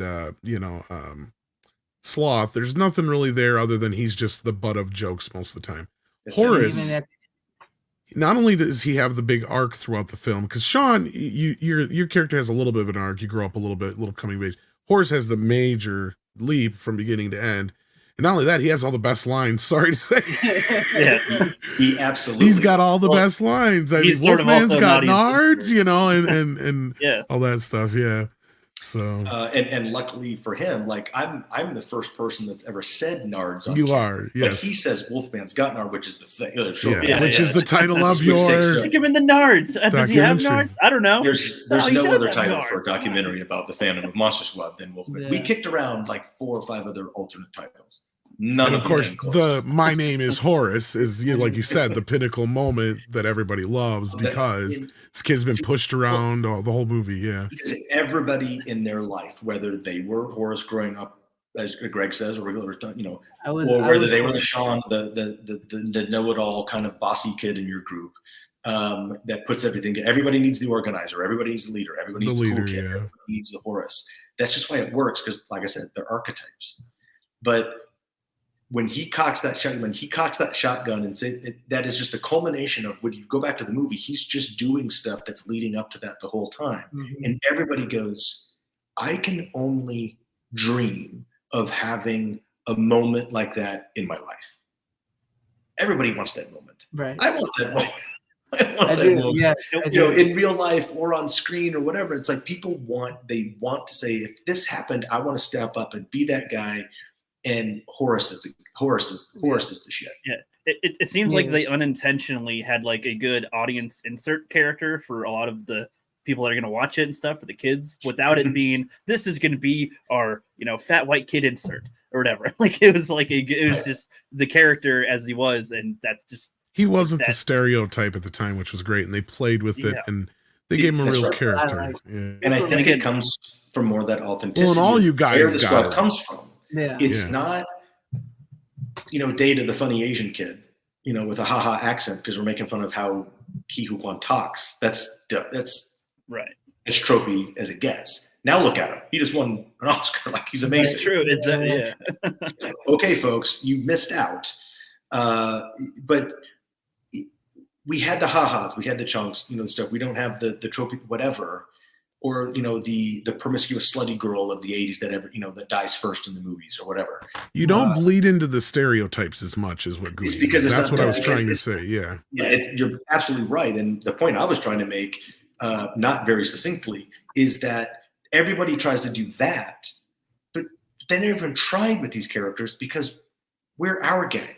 We're the little rascals. We're just inserted with Alfalfa and Spanky. And you're basically Spanky. Yes, Horace is Spanky. Like this is where that comes from because that's Horace is a little Spanky too. Yeah, it's great. But he was also the leader, so it's kind of tough to kind of. But I mean, it's an amalgam of all that of what it would look like in a modern day sense, and it's great because and things change. Look, our gang was in the 30s. Monster Squad was in the 80s. That's only 50 years. We're now 36 years past that. If you remade Monster Squad or in that vein. You would twist around the roles and you would contemporize it and make it modern. And Phoebe should be the leader of the squad, and Sean should be the one trying to get in. She won't let him in, or he's like, I know something, let me in. And we've seen that a little bit. Everything changes and revolves, but it's all based off the same stuff. That's where the authenticity comes from, not the forced stereotypes. Because we don't have any forced stereotypes, except for maybe the bullies. Well, even Rudy. But those are timeless. Those never change. I mean, it's a wonderful film, and I don't want to. I hope it never gets changed. Sure, there's some things that may not be PC nowadays, but I'm one of those people that I'm like, don't change it, leave it alone. It's like ignoring these things didn't happen at that time, and parents can talk to their kids, they can give kids context. There's little things like that can happen, and the great thing about Monster Squad is it's not nearly as bad as some of the other stuff that came out in that era as far as I think it's more of a learning process, like you just said. I think the parents that were originally fans that are having their kids now, that's exactly what they're doing. And I know this because they tell me. They tell me this, and you've gotten now two new generations basically now. That's the thing here. It's crazy to see that. It's crazy. Because when you did it in 2006, that was the first generation, us.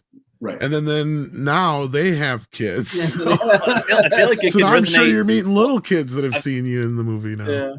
Yeah. I have one of my favorites. It's not the very first time it happened. In the very first year or two that we were doing conventions, we met a fan that came up and she had a shirt on and she was very pregnant.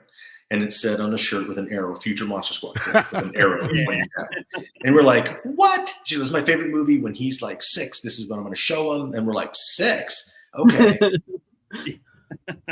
I saw it when I was like Say, 6. why not? Yeah, I'd say 6 is good for this one. 6 years later, guess who comes to the convention? Nice. Oh, you got the little guy. Yeah. Nice. Wearing his shirt. And you're that says like Monster Uncle Squad, and we're Andre. like, we met you when you were still cooking. This is amazing. You're like And Uncle now Andre, you're a though. fan. I mean, Yeah. His name's Milo. His name's Milo. We know who he is. It's great. And that was that first instance of, okay, what is happening here? This was very early on, but yeah, I mean, this is amazing. And there's so many stories like that where the parents, have shown it, and the kids actually take to it even deeper than the parents. And the parents are totally fine with it. well, and it is so in line with a lot of stuff that's out now, and that's why I think it continues to resonate. I mean, even if you lean into like things like anime and stuff that are making their way over here, it really does play to a lot of those same kind of not tropes. Now they're tropes, but at the time, just this ragtag team of kids, like you said, the closest thing we probably had to this was maybe Scooby-Doo. At that point, I know those are still teenage, college age kids. These are kids, like little kids our age. They're driving a van. Going out. Yeah, exactly. But these are just kids going, wait, we know these monsters are here. None of the adults are listening to them. So they're like, well, we got to take this in our own hands. And that's just a very charming, story that, like you said, just keeps resonating and continues to resonate. I feel like even modern kids would enjoy it now as it is. Oh, they because do. it's it stands out as so different from a lot of current things that they're shown anyway. Even if they watched Stranger Things and other movies that might, or other things that might be similar to it in some type of way, it feels different. It feels like very familiar to me, like having seen the variety of different things I've seen too, but it still stands out already, just fresh off saying it. It stands out in its own section, as you're kind of saying how it is. Like I don't know how it does it, but it accomplishes a lot. And I think it seems like one of those timeless films already. A great movie right there. Yeah. Well, and I think what's interesting is Shane has an interesting comment in his interview in the documentary. He goes, "We somehow tapped into something unintentionally." Yeah. He freely admits. He goes, "We just thought we were doing exactly what we should be doing and wanted to do, but somehow we tapped into something unintentionally that resonated with these kids." And it's like, I don't think it was intentional, because that's some deep thought, if you were trying to do that with a kids movie. And that's some like theoretical physics type of, research to try to do. Yeah. But he made that, because what's awesome about Shane Black's interview is he didn't even know really what we were doing. He thought Henry and I were doing something for YouTube. And he was like, he goes, no problem. It's like, you're doing something. I'm busy. We're working, but come by the studio and I'll take some time off and you can do your little interview. And we're like, well, we're going to need a little bit more time. Can we get at least 45 minutes? He said, well, we're editing. So in Shane Black's interview, this is on the 20th Century Fox lot. So I used to work off that lot as a kid, but now I'm making a movie on that lot, as I go just doing it, it doesn't really count, but I'm making a movie on this lot. It's historic to me for, a couple other reasons, and Henry and the guys. But there's a doorway behind Shane. Like, it's my least favorite kind of interview setup almost, but it was so kind of like throw him down, put the lights on and get the cameras going, because in the door behind him, they're editing The Predator. Wow. And I'm like, doesn't get bigger. That was a $120 million movie. And Shane's like, I'll be back in 20 minutes. I got to go do this talk. I got to talk with Andre. And it ended up being more like, close to an hour, because Shane gets going. He's a fantastic storyteller. Shane's an actor. It was great to hear him talk about it too. Shane's an actor before he's anything.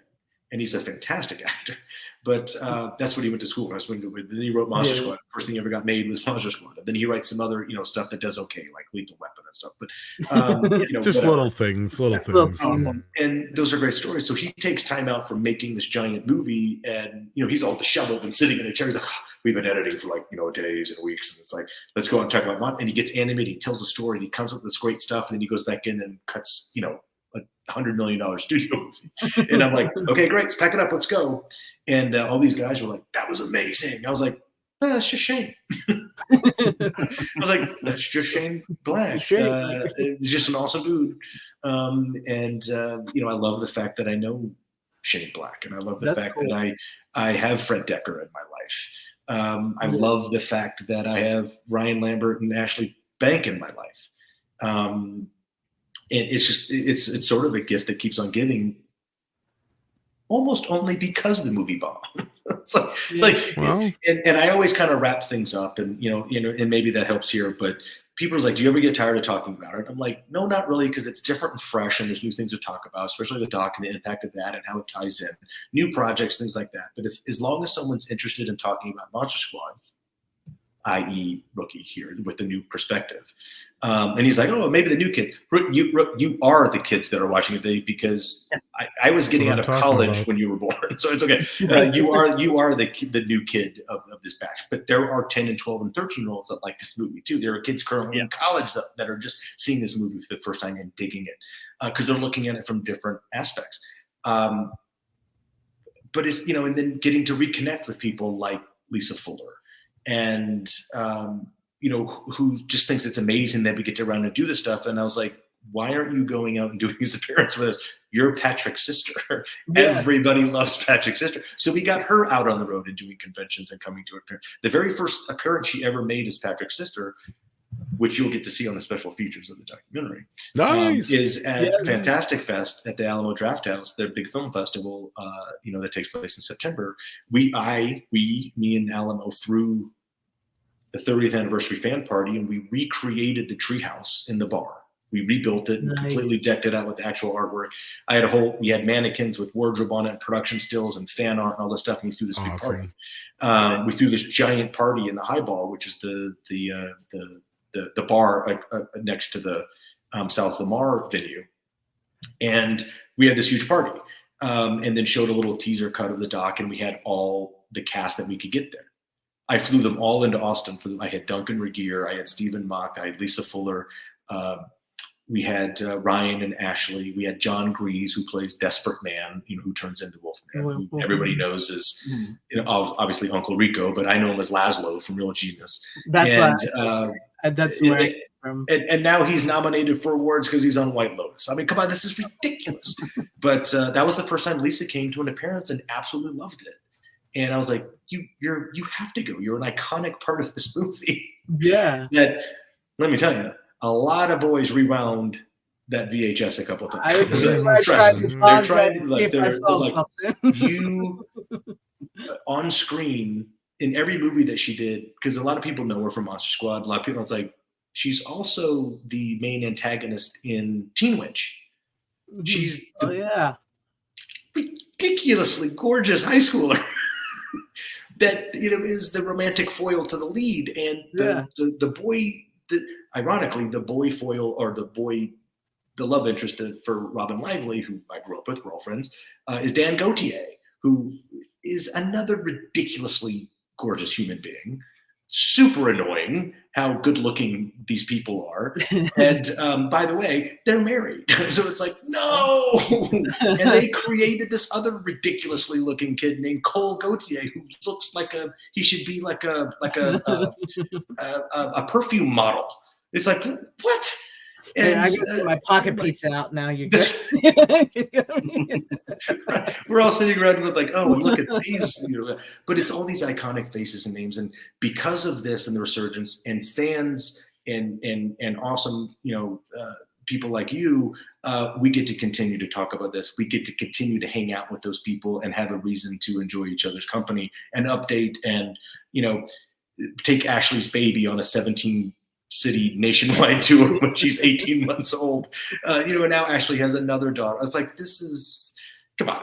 I mean, this is kind of interesting. This is kind of special. So you should appreciate that and respect it and understand what it is. And, people say you get tired of talking about it. No, because as long as it's fresh to somebody else, it'll be fresh to me. And I can say the same story, but it'll be a different context. Right. Because Rook's hearing it for the first time, or Greg's hearing it for the first time, or Tom asked a question that invokes the answer that I've given 50,000 times, but it's different here because Tom asked us new insight and there's some updated information. And then everybody asks about, what's it like being a part of the movie that bombed, or are we still talking about that? I said, look, I sum it up like this, and sometimes it's a great place to, walk out of a theater on, is I'd much rather be involved in something, and I started saying this at the 25th anniversary. I said, I'd much rather be involved. I'd much rather be the leader of a squad in a movie that we're talking about 25 years later. And then I said 30 years. And then I said 35 years. And now I'm saying 36 years. Than be the lead of a movie in the summer of 87 that no one remembers what it was. Right. It could be the #1 box office movie of the year and no one knows. Yeah, nobody remembers it. Yeah. Look, 87 had a lot of awesome movies. We just have to be in this story. Like, look, if you go back top movies of 87, there's some bangers. But and Rook, if you haven't seen all those, go watch all of them. Yeah, these guys are catching me up on things. I'm guessing. Yeah, the list is it could be one of the better movie years, and it has nothing to do with Monster Squad or Mr. Mom. It has nothing to do with those two movies. Wow, but, especially Mr. Mom. But, I'd much rather be involved in something like this than part of that movie that no one remembers. Right. Well, I got to ask you, and I know this is off topic from Monster Squad, but my buddy's script, he's going to kill me if I don't. What was it like working with William Shatner? Now, he's a huge deal in the nerd community, and he's a legend, of course. I actually got to meet him for a very brief moment, got his autograph and stuff. But what was it like working with him? Mind-blowing, but also just professional. I mean, you're sitting there going, because I work with Shatner, if people don't know. He had a show called TJ Hooker for a number of years, and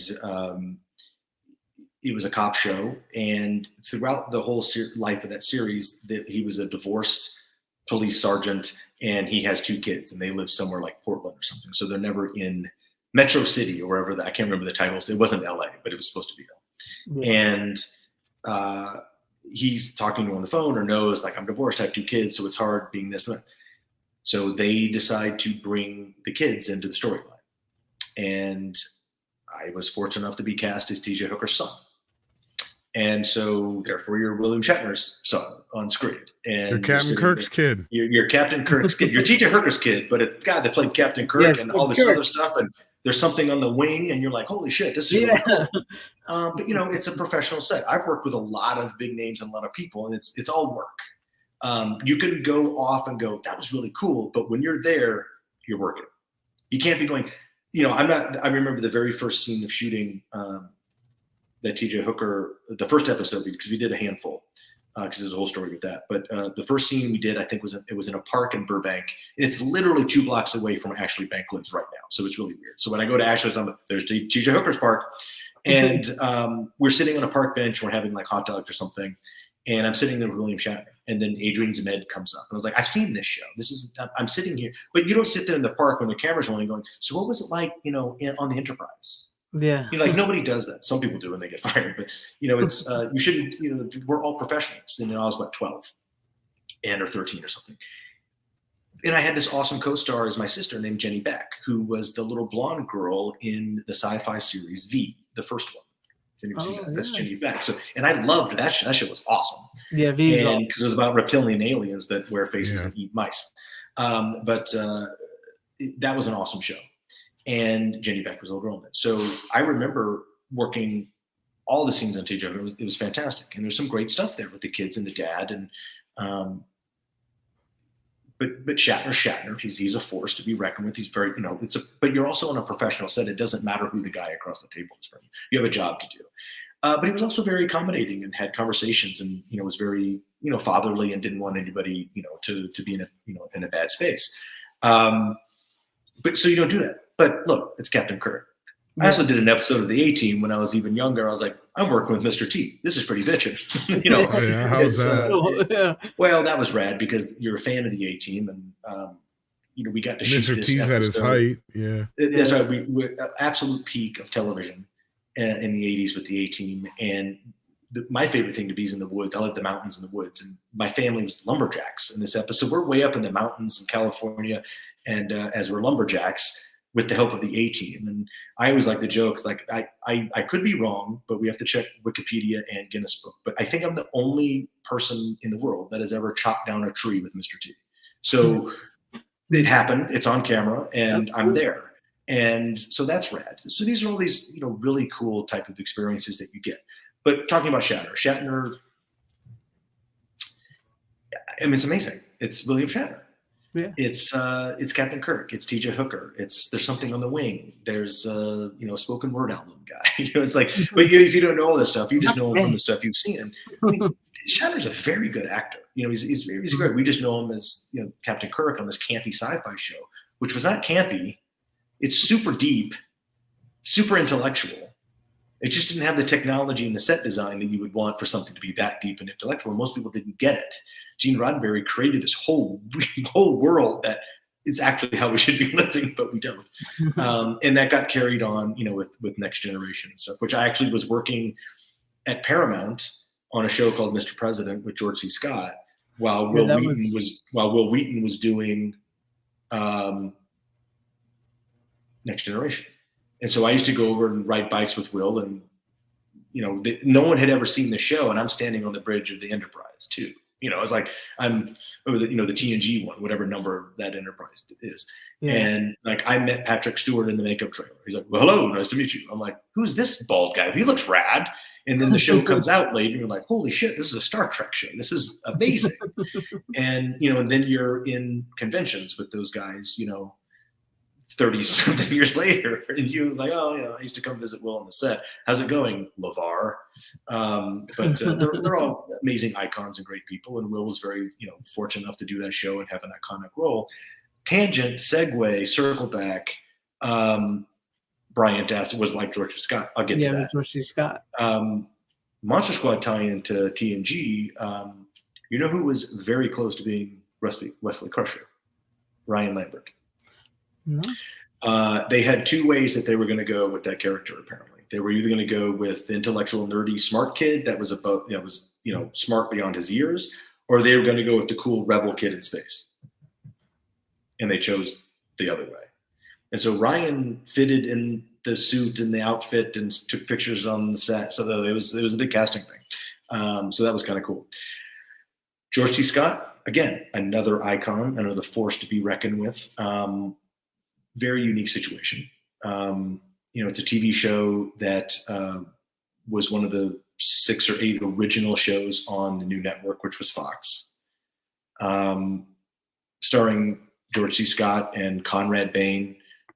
Madeline Kahn joined the show in the 2nd season, but this was a show that was produced by Johnny Carson's production company, ran by Ed Weinberger, who's like one of the biggest TV names in the history of the medium.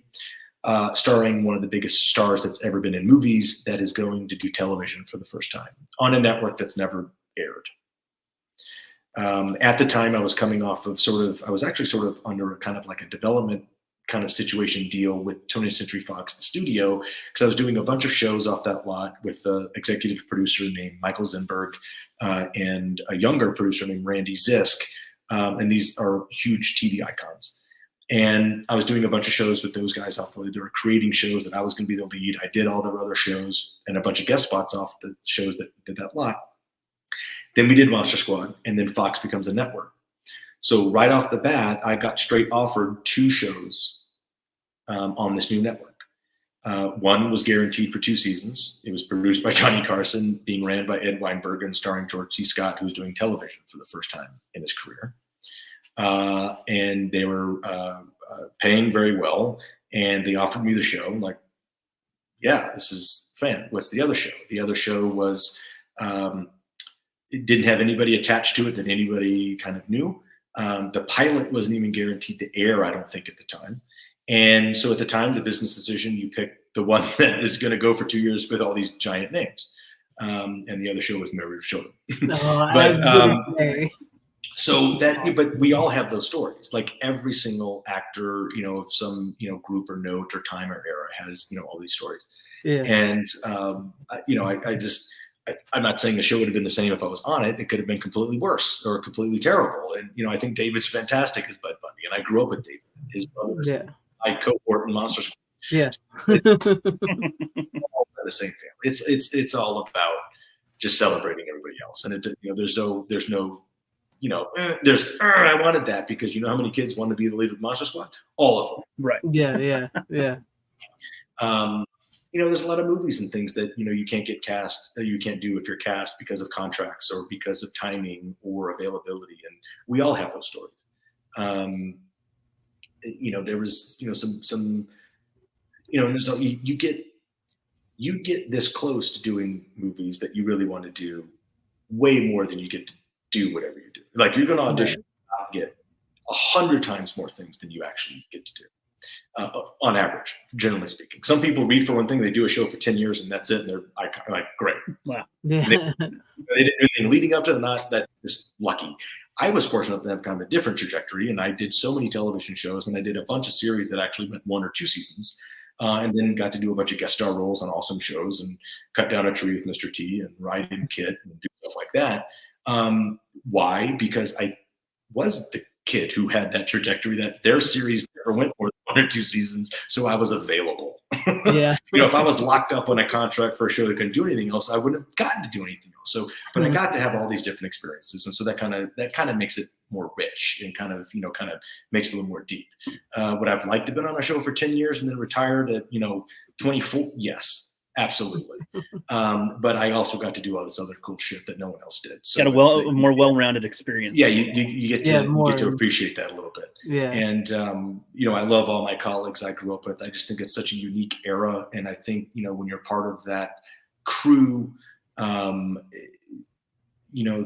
feel very fortunate enough. In the early and the late half of the 80s, there was a ton of kids in the business. We know them all. Some audition their entire lives and never get anything.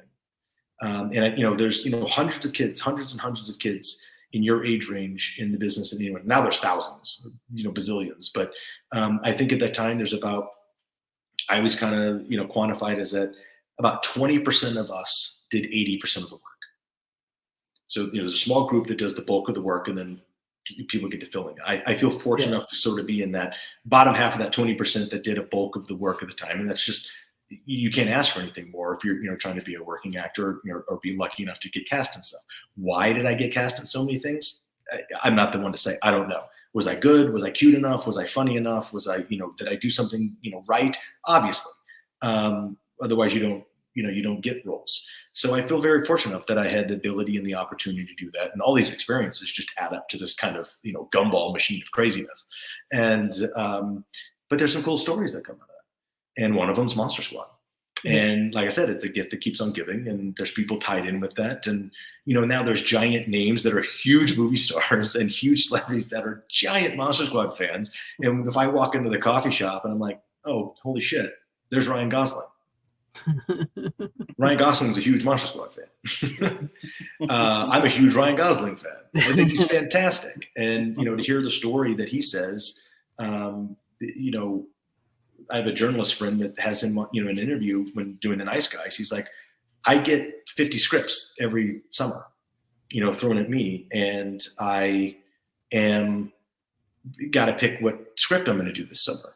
And I'm doing this movie because the guy that wrote it and is directing it wrote my all-time favorite movie. His name's Shane Black. And I love Monster Squad. And I'm like, whoa, Ryan Gosling, this is years ago. And then I don't know him, and I ran into him at the coffee shop, and I just stopped by and said hello to him one time, and we kind of chatted, and we lost our minds a little bit talking with each other, and then we went on and had our grilled cheese. And that's one of the things I wanted Ryan Gosling to have an interview in the documentary, because that would have just been gold. Yeah, that would have been cool. But he was really super busy with a lot of stuff. I couldn't make it happen, and we were doing such a compressed amount of time. But I wish I had been able to work that out.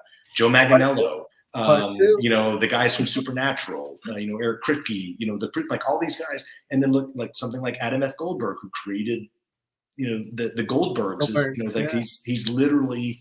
I didn't know this until we got an interview. It's like he's written everything he's ever written. He puts nards in. The word nards. And I didn't know that until just shortly. And then I was actually at my sister's house, and there's an episode of Goldsberg's in the background, and someone said nards, and she goes, did someone just say nards? I said, oh man, damn. You got that from, but I didn't know Adam yet. And an amazing thing that ended up that you don't know you're going to get with his interview in Wolfman is he had his lead editor from the Goldbergs make me a supercut of 15 times that characters have said nards throughout the seasons of Goldbergs, and he gave that to me to use in the documentary.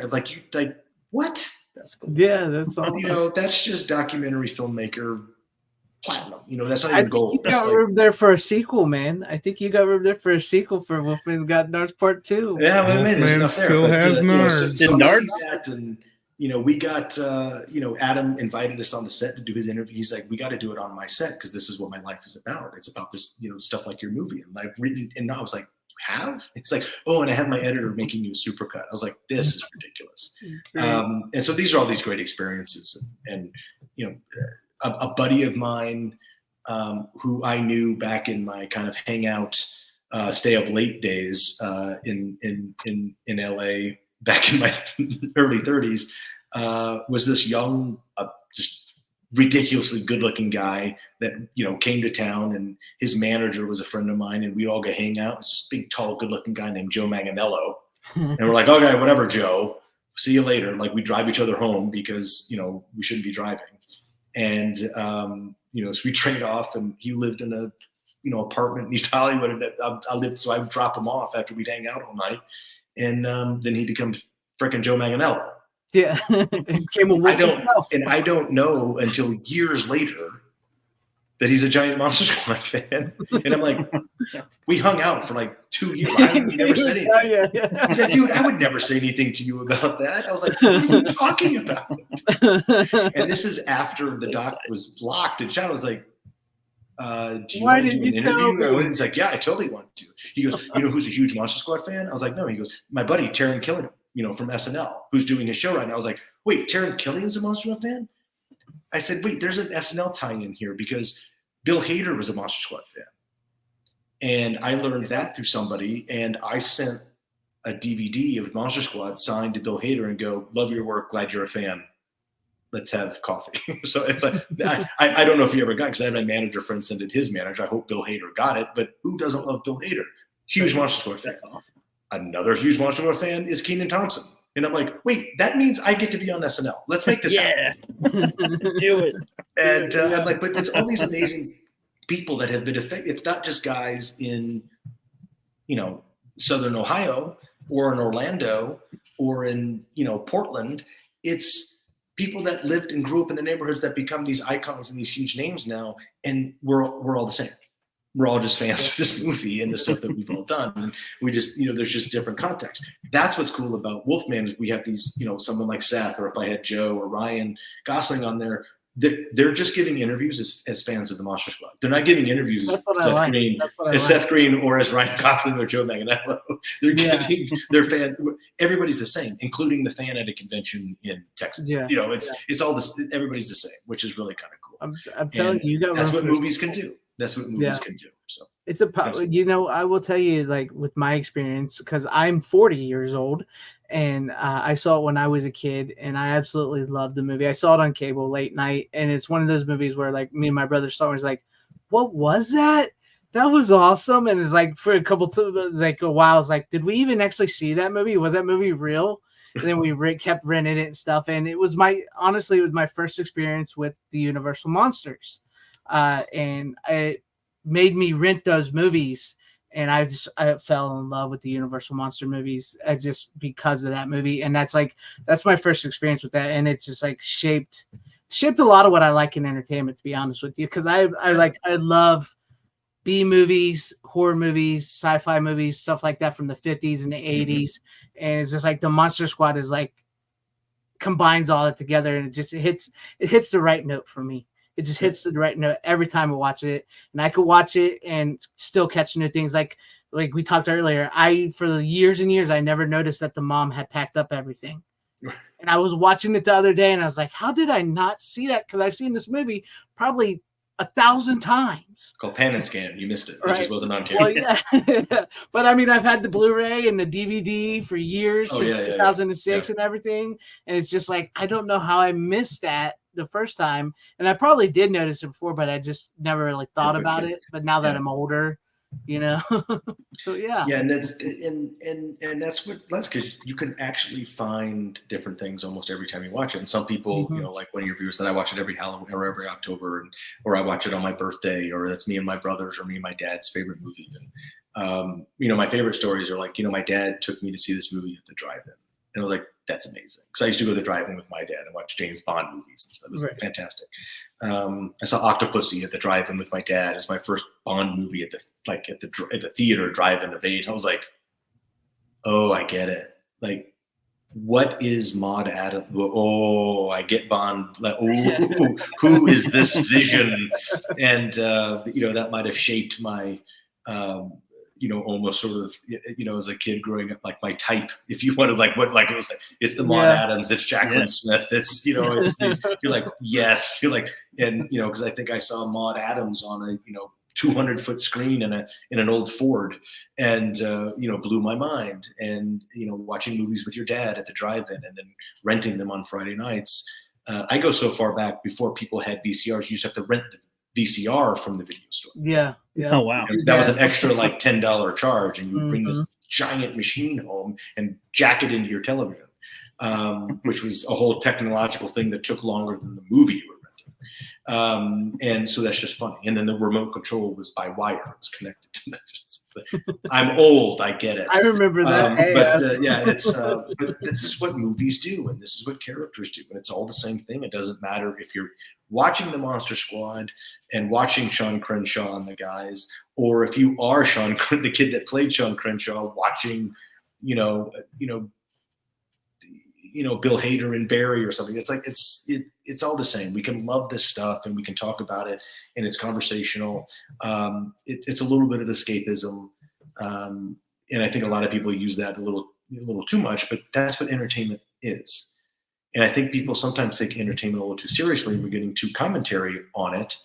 And it's escapism. It's entertainment. You're supposed to disappear somewhere for a little bit and get out of the real world. Like, the worst thing that ever happened in entertainment is reality television. No one turns on the television to watch real shit, which isn't real anyway, by the way. Like, we all know this. If we watch the real stuff, we turn on the 6 o'clock news and get real life information on the tube. And then we go watch our sitcoms and our police procedurals, because we've had a whole day of living as humans and we want to escape. That's what entertainment is. And that's what, I had my watch on. My mom keeps calling me on my watch. I'm kind of wondering. We're thinking you might have to get rolling pretty soon. We will in like 5 minutes. Unless we have other great questions, I can roll for a while. But no, my mom keeps. Okay. Yeah. No, we want to keep you. You're doing great, hon. You're doing great on the interview. Doing good. I'm watching on the interview right now. No, she is not. She doesn't know. You know, right? You shave your beard enough. No, she's like, is that a thing that's on the YouTube? Is that the thing? The YouTubes. What channel do I find it on the TV? Drive to the internet to find it. Turn it on. But she kind of gets it. But she's pretty badass. She's 81 and still wants to go out and party all night. And go to shows and Mom's go to got events and parties and stuff. And she does. Don't slow down. But she does like to call a lot, but that's okay. And she's not watching this at all, so it doesn't matter. And then she's literally the reason we're sitting here talking this. So you can give Dorothy credit if you want to, or be like, True. Thanks a lot, Dorothy. Appreciate it. Way to go. But she was the one that did the heavy lifting, driving everybody around, and then and growing up. So there's kind of the leader and the catalyst and the reason, whether for good reasons or bad, take your pick, whatever.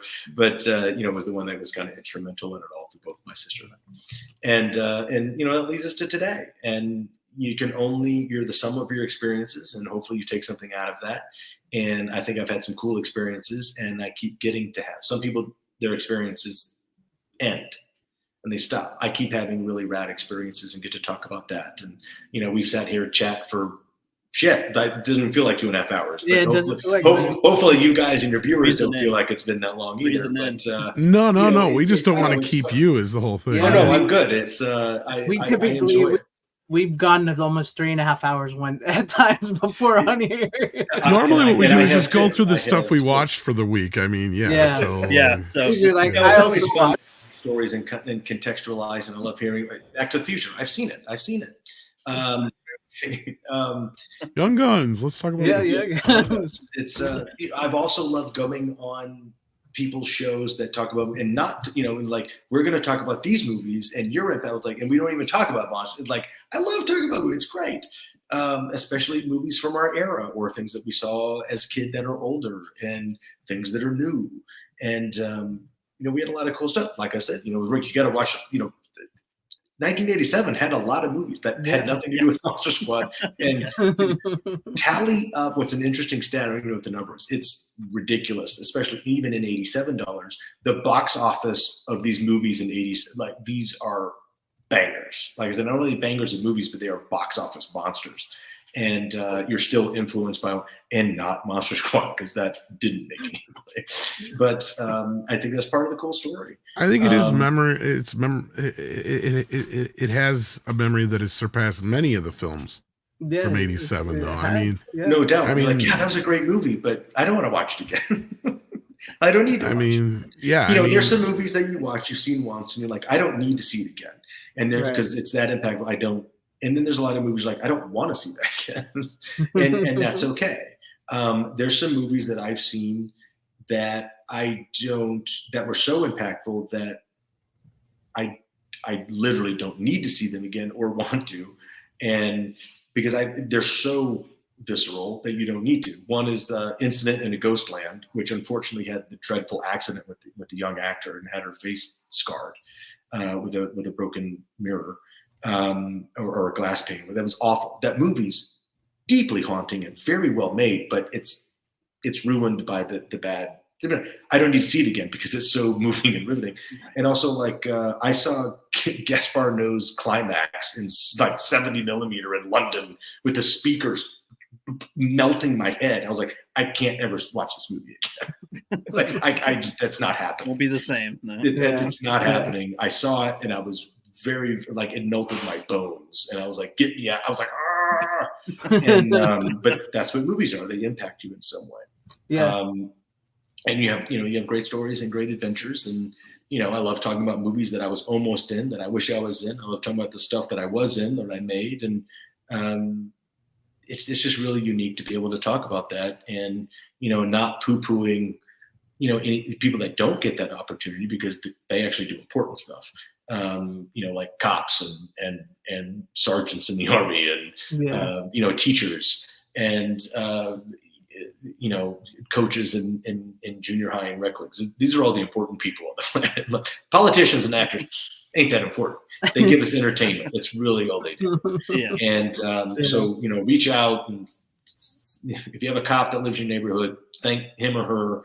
If you have a teacher that's on your street, let me go, you're doing the hard work. Well, it's kind of refreshing to hear that, because there's a lot of actors nowadays who think they're very important, who think that everything they say should, and look. Now we're segueing into another conversation. Exactly. No, you're right. But I'm just glad to hear it. I'm fine with it. I'm just glad to hear it, because, and you do respect the fans, which is amazing. You're here tonight talking to us, and we couldn't appreciate it more. And I know all the people out there, I can speak for them out in the chat as well. They've enjoyed this conversation with you, man. Too. I think, let me comment on the actors that think not only are you not as important, you are seriously on a set the least important person there. You are the most replaceable person quickly than any other crew member. Now, look, if we lose our gaffer, it's like, someone call a gaffer. We need the light. Like, you can probably find a gaffer in LA, but there is, unless you're an A-lister that got contracted $10 million, you are literally so replaceable with 15 people that look and sound just like you. You're not that fucking important. You're really the least important person. A set medic is literally more important than you on the set. Like, honestly, like, you could be more. And I read David Mamet's book one time, who goes, actors are the least important people on a set. He goes, because look, what is your job? Your job is to stand somewhere that someone's telling you to stand, say words that you didn't write, dress in clothes that you didn't make or buy, and become something that someone created. And then stand and do that where someone else is telling you to stand. You're zero autonomy. Like, you mean nothing. And I'm like, you know what? He's totally right. Well, Still not like, to take away from actors. I still say you did a great job in the movie, like I said, compared to a lot of child actors of that day and age. Yeah. So yeah. Yeah. No, I appreciate that. But I also I think I had good upbringing. I had good influences. I had good support system.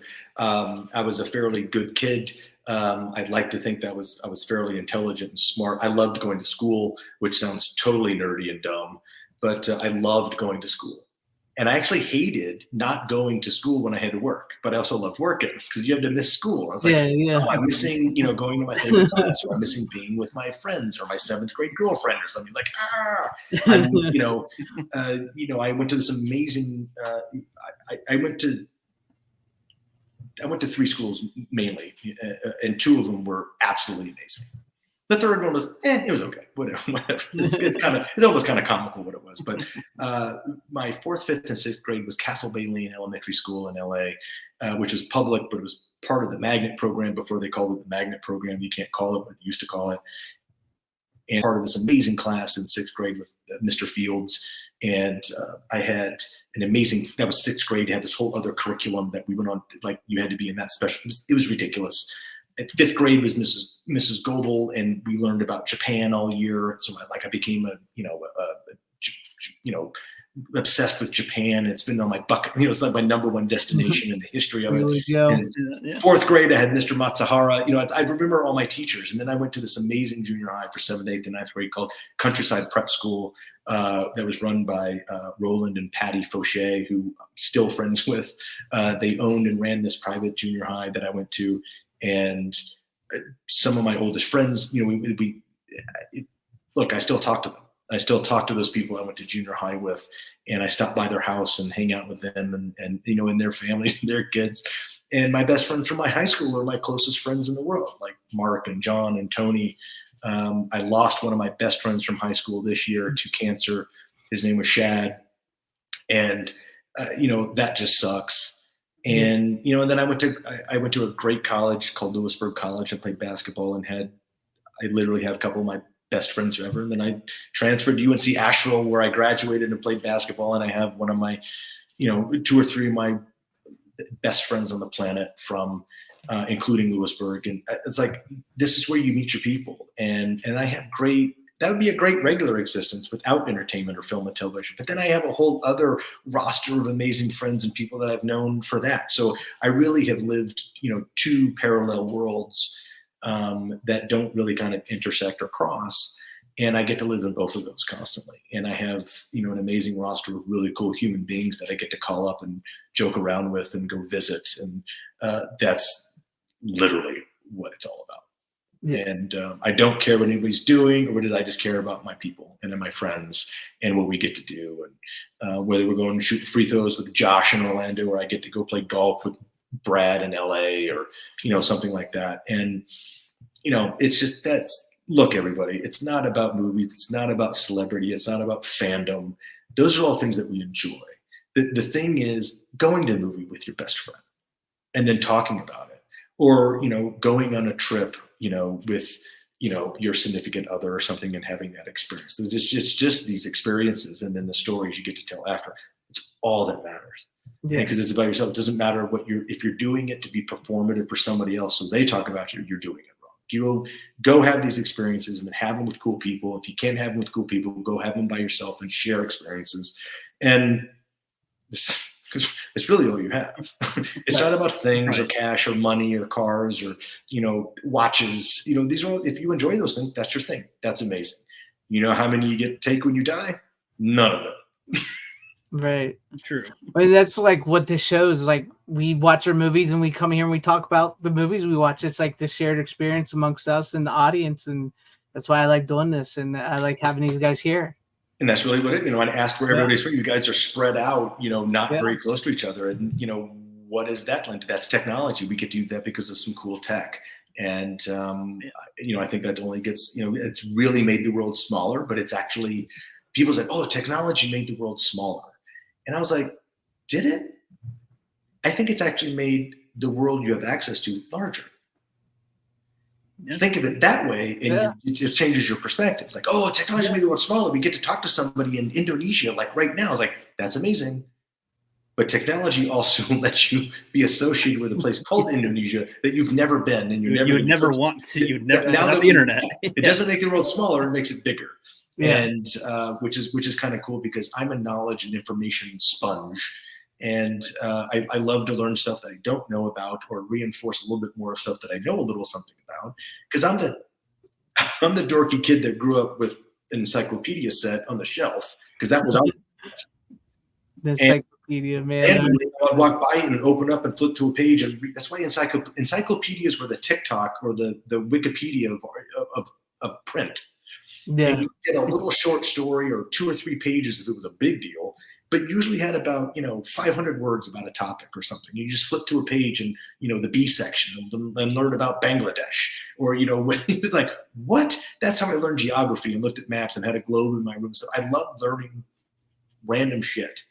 But I think that lends to help you, learn and write and create and carry on conversations, with a wider range of people. And I still haven't been to Japan. So if someone wants to take me to Japan or invite me, we got to get Andre to Japan. We need to get him to Japan.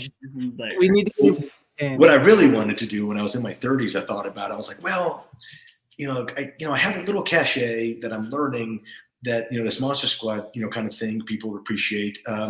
Why don't I just go to Japan and be the American actor? That maybe there's some Monster Squad fans in Japan that'll put me in their movies. And I literally almost packed my bag and did that because I had a very good connection at the time in Japan. And I didn't do it. And I kind of regret that. Because that would Martial be arts cool. Monster That would Squad. have been interesting. Andrew Gower in the Monster Squad 3. No. I would have done it in a heartbeat because I Yes. love history. I love the people. I love kind of the, I like the food and just the culture. I just want to go, and I haven't been. And so I didn't do it when I was 30. Maybe I can do it when I'm 50. Any Japanese filmmakers and studio execs that want to just move me to Japan, I'll be your guy.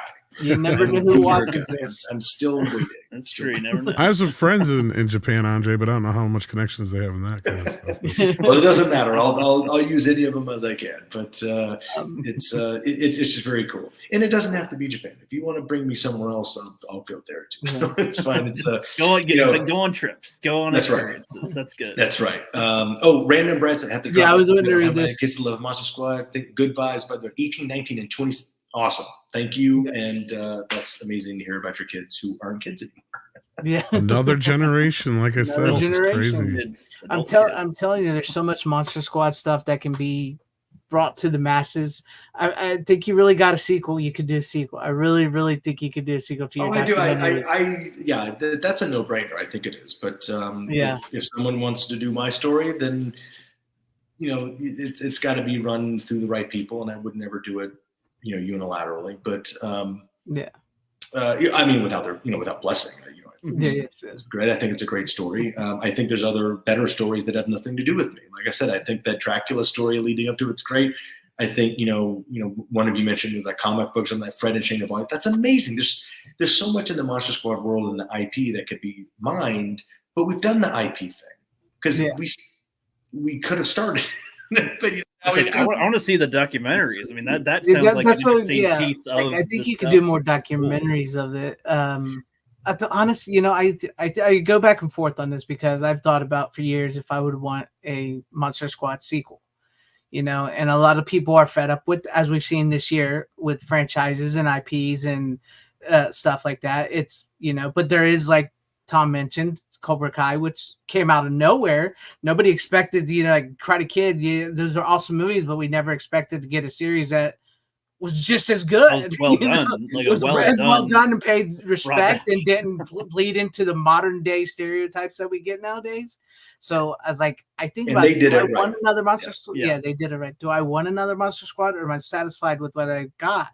Because I really fucking enjoy this movie. I'm not playing this simple. I love this movie. Being new to it, I feel like I feel like it would earn its spot to get a sequel if it needed one, but that it also stands to just be one that is admired for as so many years. And like, I like the idea of learning about all these different stuff and how the fan base has grown, all this stuff. That's why I want to see the documentary now. Like, that seems that I like learning more about that process too, and how, like, something you said bombed at the time is alive so many years later. That's Fascinating freaking awesome, because that's Yeah, like that's right next now year. the Marvels is already going to be forgot about next month. So yours is Yeah. going a long time, but Yeah, and if it was a Warner Brothers movie, they never would have released it. They would have just exactly. Yep, Yeah, okay, forget about that one. No. which is bonkers to me because I think it hurts. I think that hurts people. Like let the market decide if something is good or not. Well, it's like And in a way, even if they didn't release it to the theaters for some reason, I would think they'd still make a way to have people have access to the films that were made, right, or to purchase them or something. I would. I mean, look, if you wanted Warner Brothers. but see, you can't make. I mean, now they're writing off movies for taxes. You can't make $1 on it. You have to lose all of that because that actually gives you revenue back. Because if you start making $1, then it's not a loss. And I'm like, but see, now you're playing tax games with people's careers, and it's almost this is the new bullshit model of box office that someone like Fred ran into in '87 when some guy says you have to reach this on Sunday afternoon, or we're not releasing your movie for a second weekend. And I'm like, I think that's just the new bullshit model that can really mess with someone's career because you don't know what you're like. Put it out there. Now there's so many outlets to put something out. Let the world decide if this movie should be out or not. And if they pan it, they say it sucks, then you have your answer. But you're playing monetary. I get it. You're running a giant multinational, global, billion-dollar company. I totally get it. But find a way. Find a way. Well, it's like because even if we're talking about just I'm using the Marvels as the example because it's box office fail, but it still made however much money it did. A lot of people saw it. A lot of people might still enjoyed the movie even if it tanks. So it's like that's good for that it was out there to be judged. Did it tank under the number that you're supposed to get? Like, here's an idea: quit spending $100 million on a movie. Exactly. Give an awesome storyteller $20 million and say, go make a rad movie. Yeah, I love hearing about Jaws and how there's failures in the way they plan to do things anyway, and then they are still able to make something work with their film. I want to see the pressure of like, okay, you have this much, try not to spend all of it. Even has there been a budget that they didn't even spend all the budget? Like, here's $100 million. Oh, we only spent $60 million on $100 million. Because I'll tell you what they say, Rook. If you don't use it, you lose it. You don't use it, you're not going to get it next time. And you're absolutely right. And the biggest example of how throwing all the money to go bigger and better ruins movies is you just have to look at The Matrix. And the first one was mind-blowing and really cool. And then they gave the Wachowskis $1 billion to make the next two. And they sucked. Okay, you said it. I'm not going to say They it. sucked. I love the first Matrix. I don't want to say that because one day maybe one of them's directing a movie and let's do that. I get that. But it's true. It's true. Now, a great example of the other way of doing that is when Universal announced the Dark Universe. No one knew the first because they were going to Avengers all the classic Universal monsters and then put them together, and that's when Monster Squad reboot failed. Petered out. But no one knew that Dracula Untold was the first installment of this, and no one saw it. And they said, "Oh shit, is Tom Cruise available for The Mummy?" We got to put this is studio think. Mm-hmm. This is big studio think.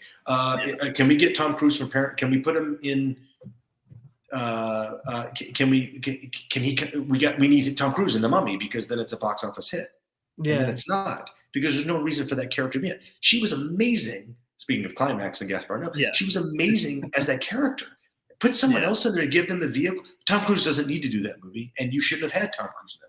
Yeah, because and then, by the way, Tom Cruise movie, not a Mummy movie. That's right. Yeah, and we're all taken out of the experience as Tom Cruise as the new Brendan Fraser, which is all right. Yeah, well, that's what confused me too. I was like, is this supposed to be like a reboot or part of the Mummy thing? And like, no, it's a whole new Avengers thing. I'm like, but Avengers, what? Which is ironic, Brooke, because the guy that was rebooting Monster Squad was Rob Cohen, who made the Mummies, the rid with Brendan Fraser, who was also a young producer on the original Monster Squad. Well, what's funny about it is a lot of times nowadays they want to go a little too far with things. Like that's the beauty of the Monster Squad with these designs of the characters was it was basically Stan Winston and his team going, okay, we need to invoke the Universal monsters. We can't use certain things because of copyright reasons. But what they did do is reinvent them in a way that felt like the old monsters, but looked new and good for modern audiences. And nowadays it just feels like they go that step way too far for a lot of things. And look what happened with those guys, Yeah. all these amazing creative 20-somethings working for Stan. They changed the game. Yep. With Monster Squad and with Predator, the first one, and with Aliens and the Terminator.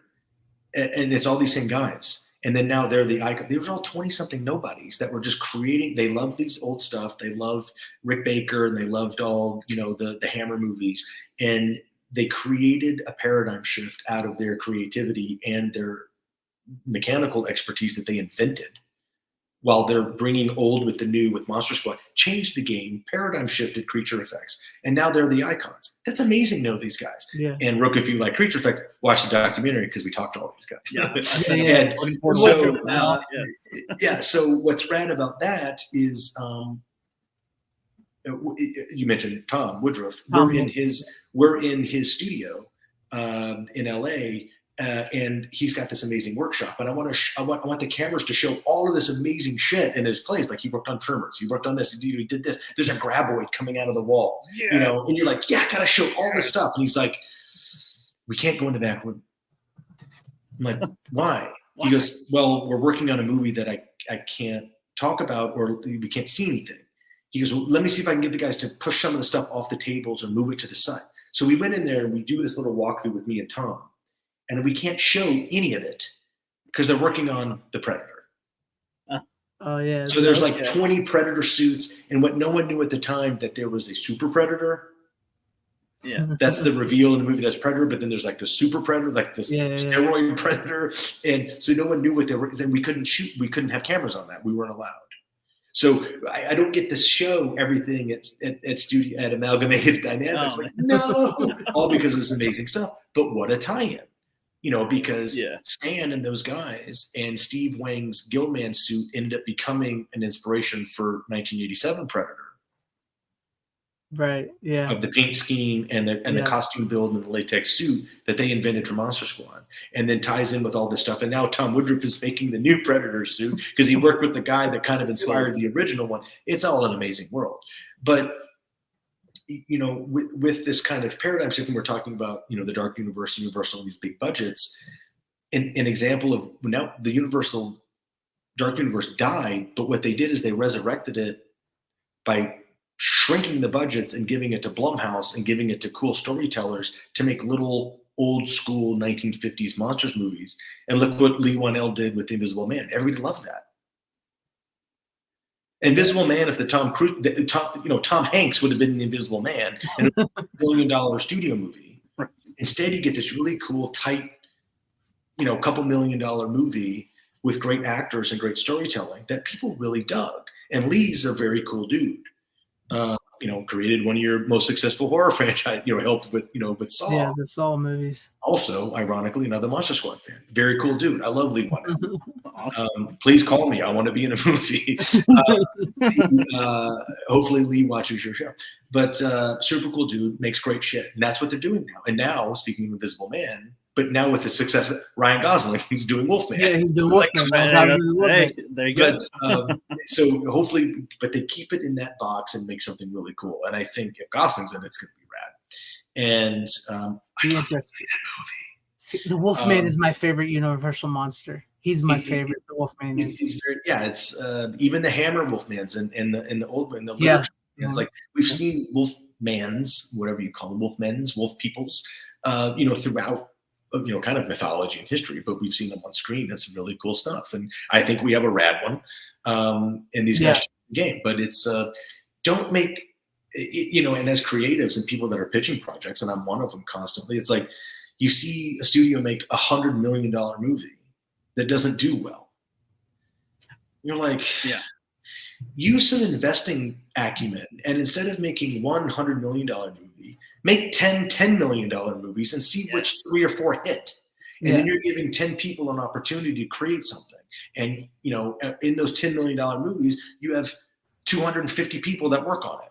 So it's 2,500 people that you're giving jobs to, or 20 25,000 people if you make enough of these as you go through the years, and then all you need with a $10 million movie is someone to make $10 million in $1 to not Yeah, lose. yeah. That's why I miss those old.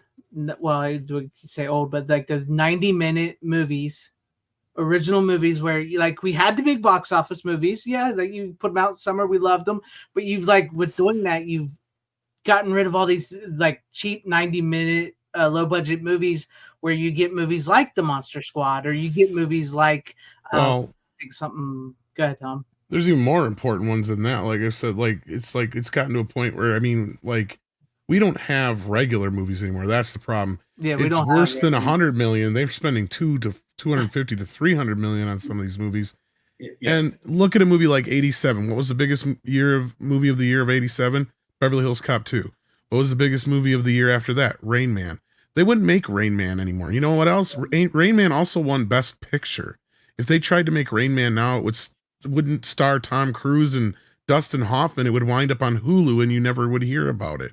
That's the bigger problem. They don't make the mid-level movies anymore. They don't make movies like Monster Squad anymore, to where, those kind of movies were the bread and butter of the industries, and they helped pave the way and make movies that were the bigger, movies that at that time they were spending, $30-40 million on, but now they're spending, 6 times that, unfortunately. Yeah. And look at like Godzilla, for instance. You got Godzilla -1 in theaters right now. Japan made that movie for $15 million. You can make 10 Godzilla -1s for what they spend on one of the Warner Brothers Godzilla movies. Right. And that's kind of like the point. I understand the business model and economics have changed, and studios used to make 25 to 35 movies a year. Now they're making 8. Yeah. Because there is no, like Tom said, there's no 20 million, 30, $32.5 million budgets exactly. anymore. Well, one, I think you're paying lead actors way too much to be in them. And then I'm all for merit. Incentivize them after the fact. If they're the reason a movie does well and you're making it, then everybody shares. That's great. And I'm not even a communist. The bigger problem is selective sharing. Isn't even the actors. It's about merit. Rewards. I don't understand the Netflix model where they say by the way, everybody hates us and our subscriptions are dropping, so we're going to raise prices. Yeah. Yeah. Okay. Great. Thanks. You're raising prices, and then everybody strikes because you won't do an actor's or a writer's contract because you have no money, but you have all the money in the world.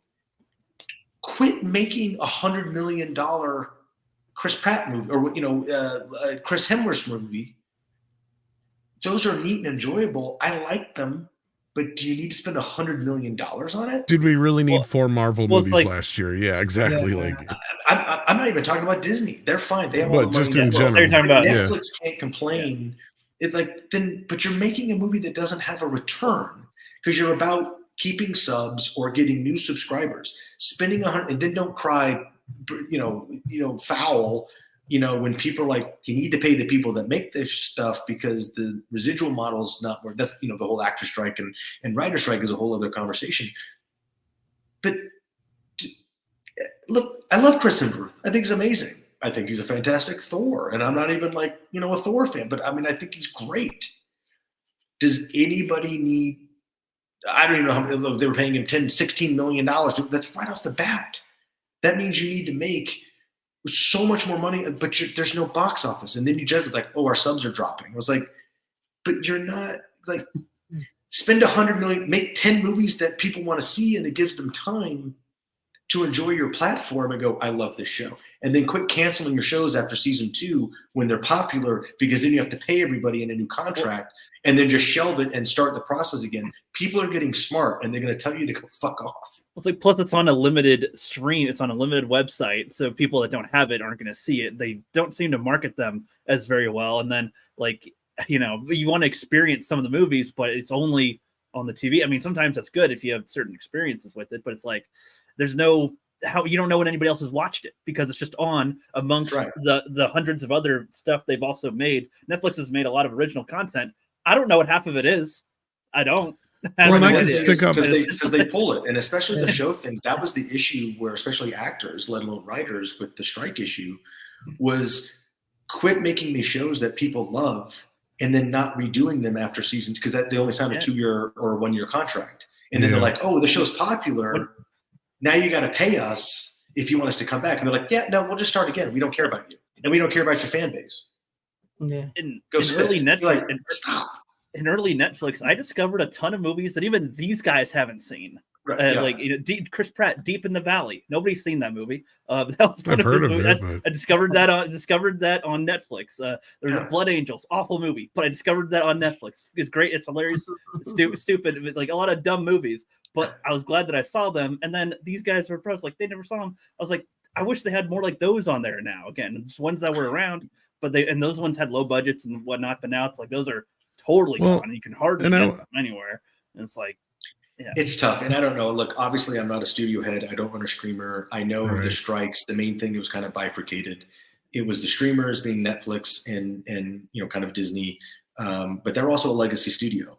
The other movie studios, like, well, Fox is now, Disney, but Disney and Paramount, and we're like, these are legacy movie studios that their job is to make TV shows and films.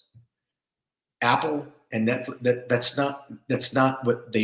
not their business model. Their business model is not their content. Their business models is their subscriptions. And Amazon doesn't give a shit because it's just a vehicle to sell paper towels and shoes from Zappos affiliates. The delivery service, yeah. It's just about Amazon Prime, buying paper towels. That's it. They don't make money on their content, which is fine.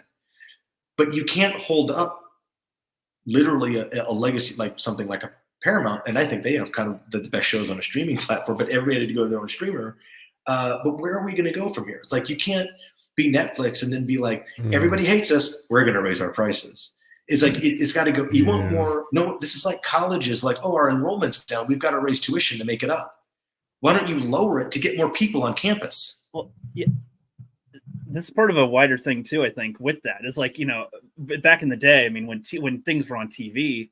You pretty much most people would have seen something, or if it's in the theater or if it's released on DVD, whatever, like people will see it. But when there's all these different streaming services, I don't know who's seen what and who wants to spend however much money on whatever. I have to Google where anything is to know, okay, on one of these 80 platforms, do I want to do a free trial? I don't know. Right. Well, I guess I won't see it. It's like, there's some that are created just won't be seen by audience. They're already just immediately out of the gate isolating the audience even more, it feels. Yeah, because they're not going to share that content with any other platform or any other network like we used to when something would syndicate or get sold off or go into reruns or die and get picked up somewhere else. But I think it's funny we have all these. Look, what's going to end up happening? We have count them. However, we have 7 giant of the big streamers because everybody went to their own. Or 10, whatever it is. In 5 years, understand this now, those 10 streaming platforms are going to be 3. Yeah. Or 4. They're all going to merge. Already see that right in they're all 2 years. 2 years, I Well, can see that. Because the only other way to do that is to go back to cable, and all your channels are just going to be the streamers. And that's what they're headed towards now. It's going Right. That's how I Because discovered everything is just going to get gobbled up, and Apple and Disney are going to own everything. Who knows? I mean, X, formerly known as Twitter, or Elon may buy 5 streaming platforms and make his own studio just to have an outlet, to sell his banking platform and sell Dogecoin, and then launch rockets because you have a whole thing like watch my rockets. I'm like, this is amazing. And then by the way, if you subscribe here, you get free XM in your Tesla. Whatever. It's all. You're going to have 3 brands that own every bit of content. Because what most people don't realize, and I had a friend of mine, very smart guy, and he's like, he was a technology guy. I love technology. I love the internet. It's going to make so much more content and bring more content. I said, no, it's going to make it smaller, and you're going to have less and less ownership. Because when I was in college, I was a mass comm major and journalism degree, stuff like that. And I learned a fascinating thing in the mid 90s that everything, and we had early internet, so it counted. Every book you read, every TV show you watched, every news program you listened to on the radio or on television, every newspaper you read, every magazine you read, every radio station you listened to, and then every search engine that you had at the prototype with the information that you got from every information news thing that you got info from. This is in the mid 90s. Worldwide was owned by 7 companies. Yeah. Wow. And no one knows this. And understand, like, no, all these brands, and they're this, and I was like, all owned by this guy. All 10 of those brands are owned by this guy. All 10 of the brands are owned by this guy. It's Berlusconi, it's Conrad Black, it's Disney, it's, you're like, wow. Oh, wait, what? You're like, yeah, it's all these, Rupert Murdoch, was one of those, like, it's all these 7 companies owned everything that you heard, listened to, and music, by the way. Every song you listen, all owned by the same companies, just different brands. And we're that same way with food now. All of our food's owned by like 5 companies. It's ridiculous. Wow. And content's just going to stay the same. Technology is not going to save the studios or it's going to end them, because now it's all going to be everybody. And Apple is the biggest company in the world, and they should do some good stuff. And, I'm sure the next thing he's going to buy is a streamer or a platform or a studio. They're like, why wouldn't? Well, he's kind of trying to turn X into a streamer, but no, you're 100% right, Andre. And we've been reporting on this for years. Maybe 4. Yeah. And the thing is my boss kind of came up with the best way of explaining this. He's, because nobody wants a monopoly for anybody, but the studios kind of created their own, what we dubbed it the streaming wars then.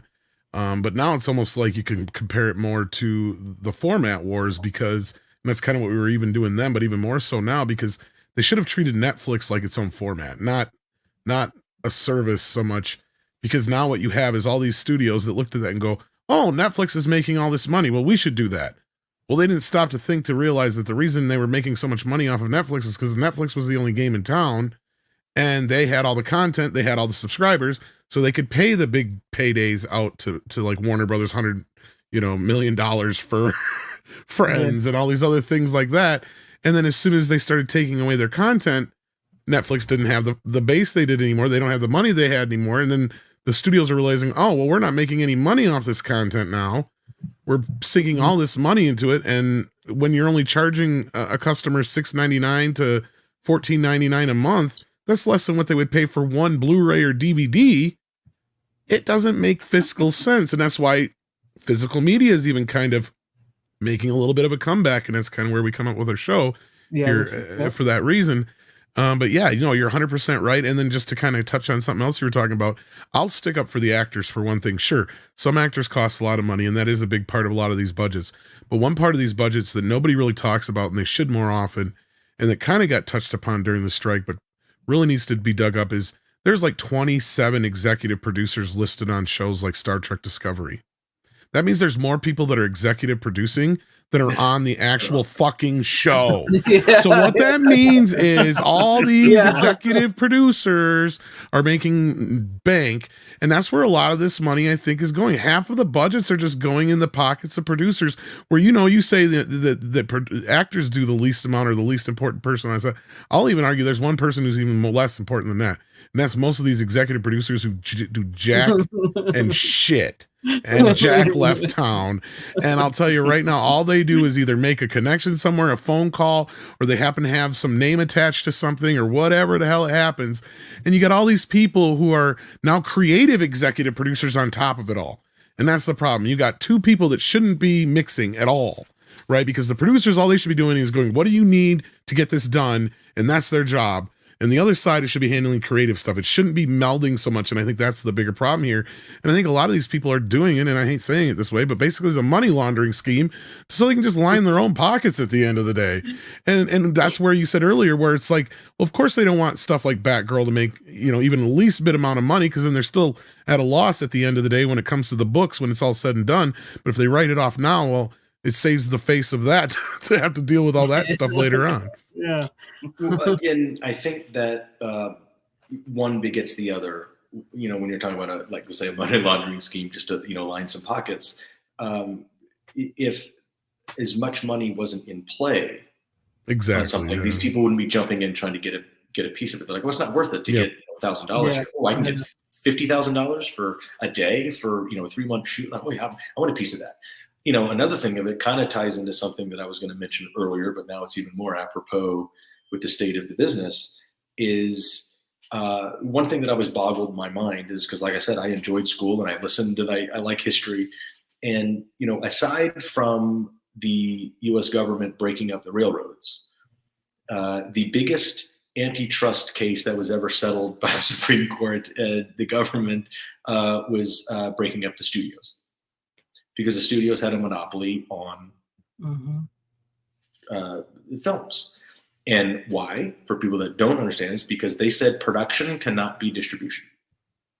If you make it, you can't be the distributor. So all this, because Fox made movies and then showed it in all the Fox theaters, and they could only see it in Fox theaters. So the government and the Constitution, the Supreme Court decided it was unconstitutional. It's like, we got to break you up. Production cannot be distribution.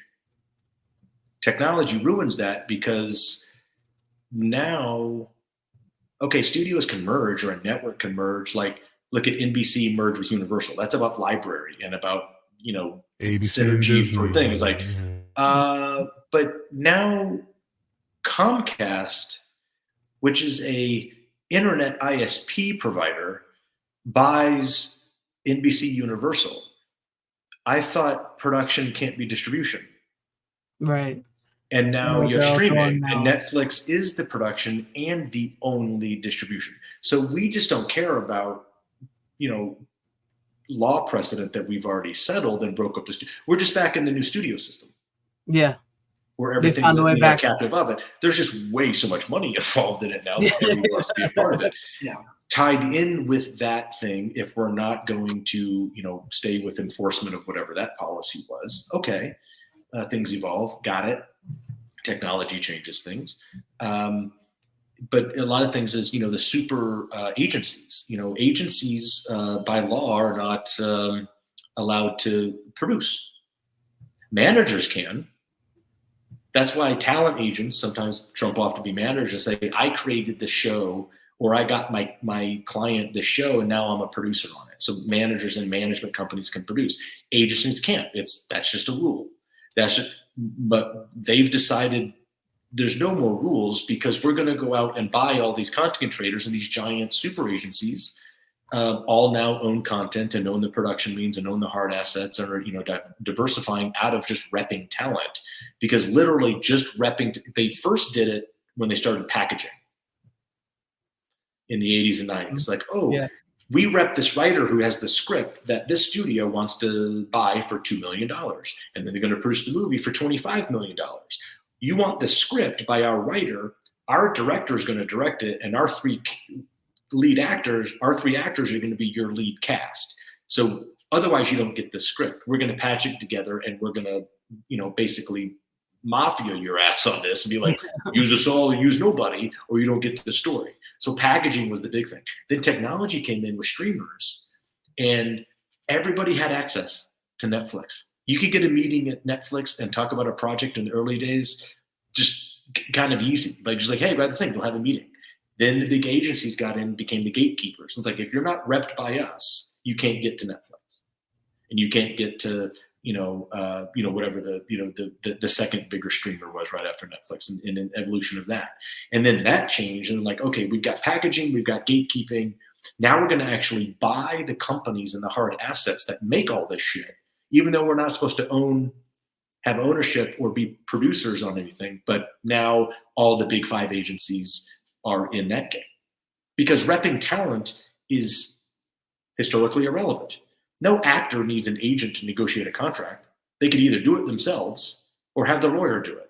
That's what a lot of people do. And that's why because what ended up starting to happen in the big agencies with these giant actors, let's just say, we said a bunch of Toms earlier and Chris's, but Tom Hanks, would get paid, or actor X at agency A is going to star in this movie, and they're going to get their agent negotiate. Oh, you want my guy? It's going to be $15 million payday. And they're like, well, shit. Okay. So we want that guy. All that agent cares about is the 1.5 million that he's making for his agency, because he gets 10%. Yeah. But what these actors start doing is like, wait a minute. I'm the actor. I'm the guy. I'm Tom X, and I'm getting $20 million to do this movie, and I got to pay $2 million of that before taxes to my agent, who does nothing when I start making this movie, technically. He just negotiated the deal. Got it. I need this guy. He's the reason I'm here. I understand it's $2 million. But now what big time actors started to do, talk about Tom's point about being 50 executive producers, is they started saying, okay, I'll do it, but only pay me $5 million to be the actor, but pay me $15 million to be a producer, because my talent agent can't commission $15 million. He doesn't rep me as a producer. He reps me as an actor. And so then they were like, oh shit, no, these guys are getting smart. Like, our lifeblood of getting our 10% is kind of at jeopardy. So what are we going to do? So everybody evolved and tried to get everything. Now everything's owned by everybody. And it's all, like I said, they're all owned by these giant conglomerates that have gone out even outside of the entertainment space and bought companies, to kind of be involved and just have something in there, because all that's changing and being dismantled a little bit and kind of withering away in the old ways. Yeah. And that's, I don't know if it's frightening or fascinating or terrifying or exhilarating. I don't know, but it's all changing, and like people don't realize that. But I call that the machine. Yeah. I love to have a project in a movie and like go outside money and have like, a cool group of people that live in Colorado pay for this film. And then we go make it, and then we sell it and make some money, and we get a distribution, and we all reap the benefits. And it's completely outside the system. Yeah. But that's about 1% of the shit that gets made. Like, you have to be in the machine, and you have to be, in the machine or have access to the machine, or to get that institutional kind of machine financing or backing or support. Because eventually it's going to touch the machine, no matter at some point in time, and everybody wants their piece. The days of that indie movie, 90s Miramax, that's over. We're not making that anymore, because Miramax folded for other reasons, but we don't have that model anymore, because the movie industry isn't the same. It's completely different. It's just content and merch and deals and licensing and things like that. It's just different. And if you don't like it, learn more about it to see if you understand it better. I don't even know most of it. Most of it doesn't make sense to me. It's just, it doesn't make sense. So I have to kind of figure out and try to learn more about it. And some of it's mind-boggling, and some of it's fascinating. But people that sit around and go, it doesn't make sense. Like, it doesnn't make sense. You try to learn a little bit more. I don't know it all. And I barely know half of it, because the other half doesn't make sense. But then, okay, I understand how they're doing that, because I was unaware of what's actually happening. So I guess that's the only way to do this. And it's just a big evolving world. But, kind of ultimately at the end, like George Carlin said, it's all a rigged system, and you ain't invited. Yeah, that's true. So you got to take what you can get, and if you can eke out something or make some scraps or get some wins, that's better than most. And then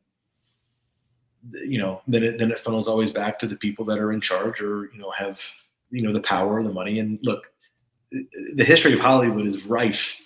The pages of that almanac are rife with people that shouldn't have their jobs that have them for some reason. It's very much like our politicians. Like, they should not have the jobs that they have. We don't know how they did it.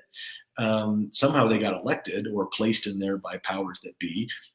Same thing with Hollywood. Like, Barbara Streisand's hairdresser becomes head of a studio. Yeah. Not saying that hairdressers can't do it, but I mean, that's amazing. It's like, if that's the segue, it's like, I'm going to beauty school and learn how to, do Barbara's hair. That is the way. Because if that's a segue, then put me up in school. I want to learn how to do hair. After Wild Wild West, I think they wanted to send him back to doing hair. But I love The Death of Superman Lives, because I know, right? I think it's a great job by the filmmaker. He got his freaking spider. in the doc, I think it's great. I don't know John Peters personally. I don't know if I ever read Farmers in a Room, but he's a tool. And I've heard some stories about him. Yeah. It was great. I wish I was the filmmaker that made that, because John Peters is sitting there, if you haven't seen it, and thinking he's playing the role and being that guy. And he's just giving him rope, and John Peters is wrapping it around his own neck. And because he's so out of touch. Mm-hmm. And he even takes the cliche, I got to take this call. He picks it up. He's doing the whole thing. He's like, oh, it's so performative. And then he's just the biggest dude. It's like, it's the biggest crash. I've heard that's what he's like in real life too. Like, you'll meet him, and if you say like, oh, I love Batman, he's like, I came up with that whole thing. Yeah, that was all me. It was like, he'll take credit for everything. And I know I know a lot of, or quite a few people like that, and their condition starts with an N and ends with isocist, and it's funny to watch that, but it's like, how does that happen? And this guy's like, no one can tell this guy no. It's like, but the history of our world, and especially our country and corporations, and especially entertainment, it's full of that, and that's what we have. And it's just like I said, same thing with politics. No one that actually can do anything or should actually really runs for politics, and the ones that do get in and go, I'm getting out. This is ridiculous. Yeah. And everybody thinks they want to be a studio head, and then they get to be like, oh, this is ridiculous. I'm getting out of it. Yeah. But it's a mentality, and it's a thing, and it's a drive, and it's a psychopathy, I think. But we're all crazy if we're in this industry or like it or try to do it, and we're all a little bit touched by narcissism because we like our picture being taken and we like to talk. And it's been 3 hours and I haven't shut up, so it's public, so it's good. But so that's it. So segue into that. Roll credits. Yep. Theme. So it's But I want to thank you, Andre, seriously, for coming on here. Man. Yeah, it's great. It's been a great conversation. Appreciate it. Yeah, and if Kino does release Wolfman's Got Nard on the special Blu-ray, you're welcome to come back and we'll talk about that. And hopefully, even if you want to just come back and talk about movies, you're welcome anytime. Yeah, we'll do it. Stay in touch and we'll talk about something else. I do it all the time. Media collection. Come back, show your physical media collection if you got any movies on Blu-rays or anything like that. I don't collect, but they're all right here, and I love them. And people ask what my triumvirate is, and it boggles their mind sometimes, the stuff that I come up with. And 3 of my all-time favorite movies all have to do with music, and they start with the letter P. And they're Purple Rain, Pure Country, and Pitch Perfect. So that's a whole episode. I love Pure Country, actually. I love Pure Country. There you go. It's a great movie. Purple Rain's a classic. Yeah. Purple Rain's a good one too. Yes. I need to see these. I haven't seen any of them. Rook, that's your homework assignment from Andre Gower is Purple Rain, Pure Country, and then watch Pitch Perfect. Because Pitch Perfect I'm surprised about, but I will say Purple Rain and Pure Country. Number 2, not so much. I enjoy Pitch Perfect 3, but Pitch Perfect 1 is good. Okay. We'll check these out. I do like other movies too. There's a whole thing. It's good. I like some good classics also. Yes. But anyway, thanks for having me on. I appreciate it. I hope I didn't bore anybody. It's awesome. It's been a treat, man. It's been a huge treat. Definitely stay in touch. We'll come back and we'll chat movies, TV shows, or physical media, and old VHS dusty bins or something. I'm a VHS guy myself. I'm the VHS guy. But I truly do appreciate it. I love the Monster Squad. I cannot wait. I know when I go to check my mail tomorrow, my 4K will be in there. I guarantee it. I guarantee because that's what's sad is I got my shirt and everything way before Greg did, and it's like, what is the matter, Greg? I pre-ordered it twice. I did it 2 times just to make sure. You should have drove there and picked it up. There you like, that's a knock on Kino's door, be like, "Where's my movie?" That's an episode. Hey, bring some GoPros and I'll make the trip. Track down the UPS driver and get that. That's great. tape. We'll do it. Go pick up Andre and then have him go with you and make it a whole thing. Love it. It's a whole episode. Get the squad. Andre will be like, "Can I get a box of them? I got a couple friends are waiting." I actually have to. It's on my to-do list this week is to actually email my contact to Kino to talk about that next phase and also be like, Can you send me one? Can you send me? A couple would be nice, yeah. Or send me a box because I'll take it and sign them and we can give them away. There you go, man. Yeah, there you go. But anyway, thanks for having me. I'll let you guys get. Hopefully, we get to meet up sometime at some convention or something. That'd be great. Let's do it, or let's set up. In person. Like I said, one of the things that I like to do is come up with different creative ways to do events or appearances. And it doesn't have to be a screening. It doesn't have to be a convention. It can be, Ryan and I will come to town and guest bartend at your local cider house or something. Hey, and then tell jokes and play with the cover band or something. And, nice. It's fun. Play the movie in the background and everybody can sing along or quote along. And we can do some, silly stuff. But it's just thinking out of the box of how to get to town and make things happen and talk about cool stuff in real life, as the kids say. But anyway, Cool. Love it. Appreciate it. Stay in touch. And Rook, Definitely. I want to hear about your next adventures and your homework. So No problem, sir. it's due Yeah. due by Friday, and turn it in. Word checked and spell checked, and Right now, say I got you 1,000 words. at least 1,000 words, single space. But awesome. Thanks, guys. Appreciate you having me, and Appreciate It's it. great meeting you, man. look forward to the next time. Great. I cannot wait to have you back on again. And here on my show here, I like to close out a very special way. So I wish I had a Monster Squad clip, but I like to use this clip. So to everybody watching, I thank you all for in the chat out there watching us, hang with us. You don't have to go home, but you can't stay here. How you doing? Bitches leave.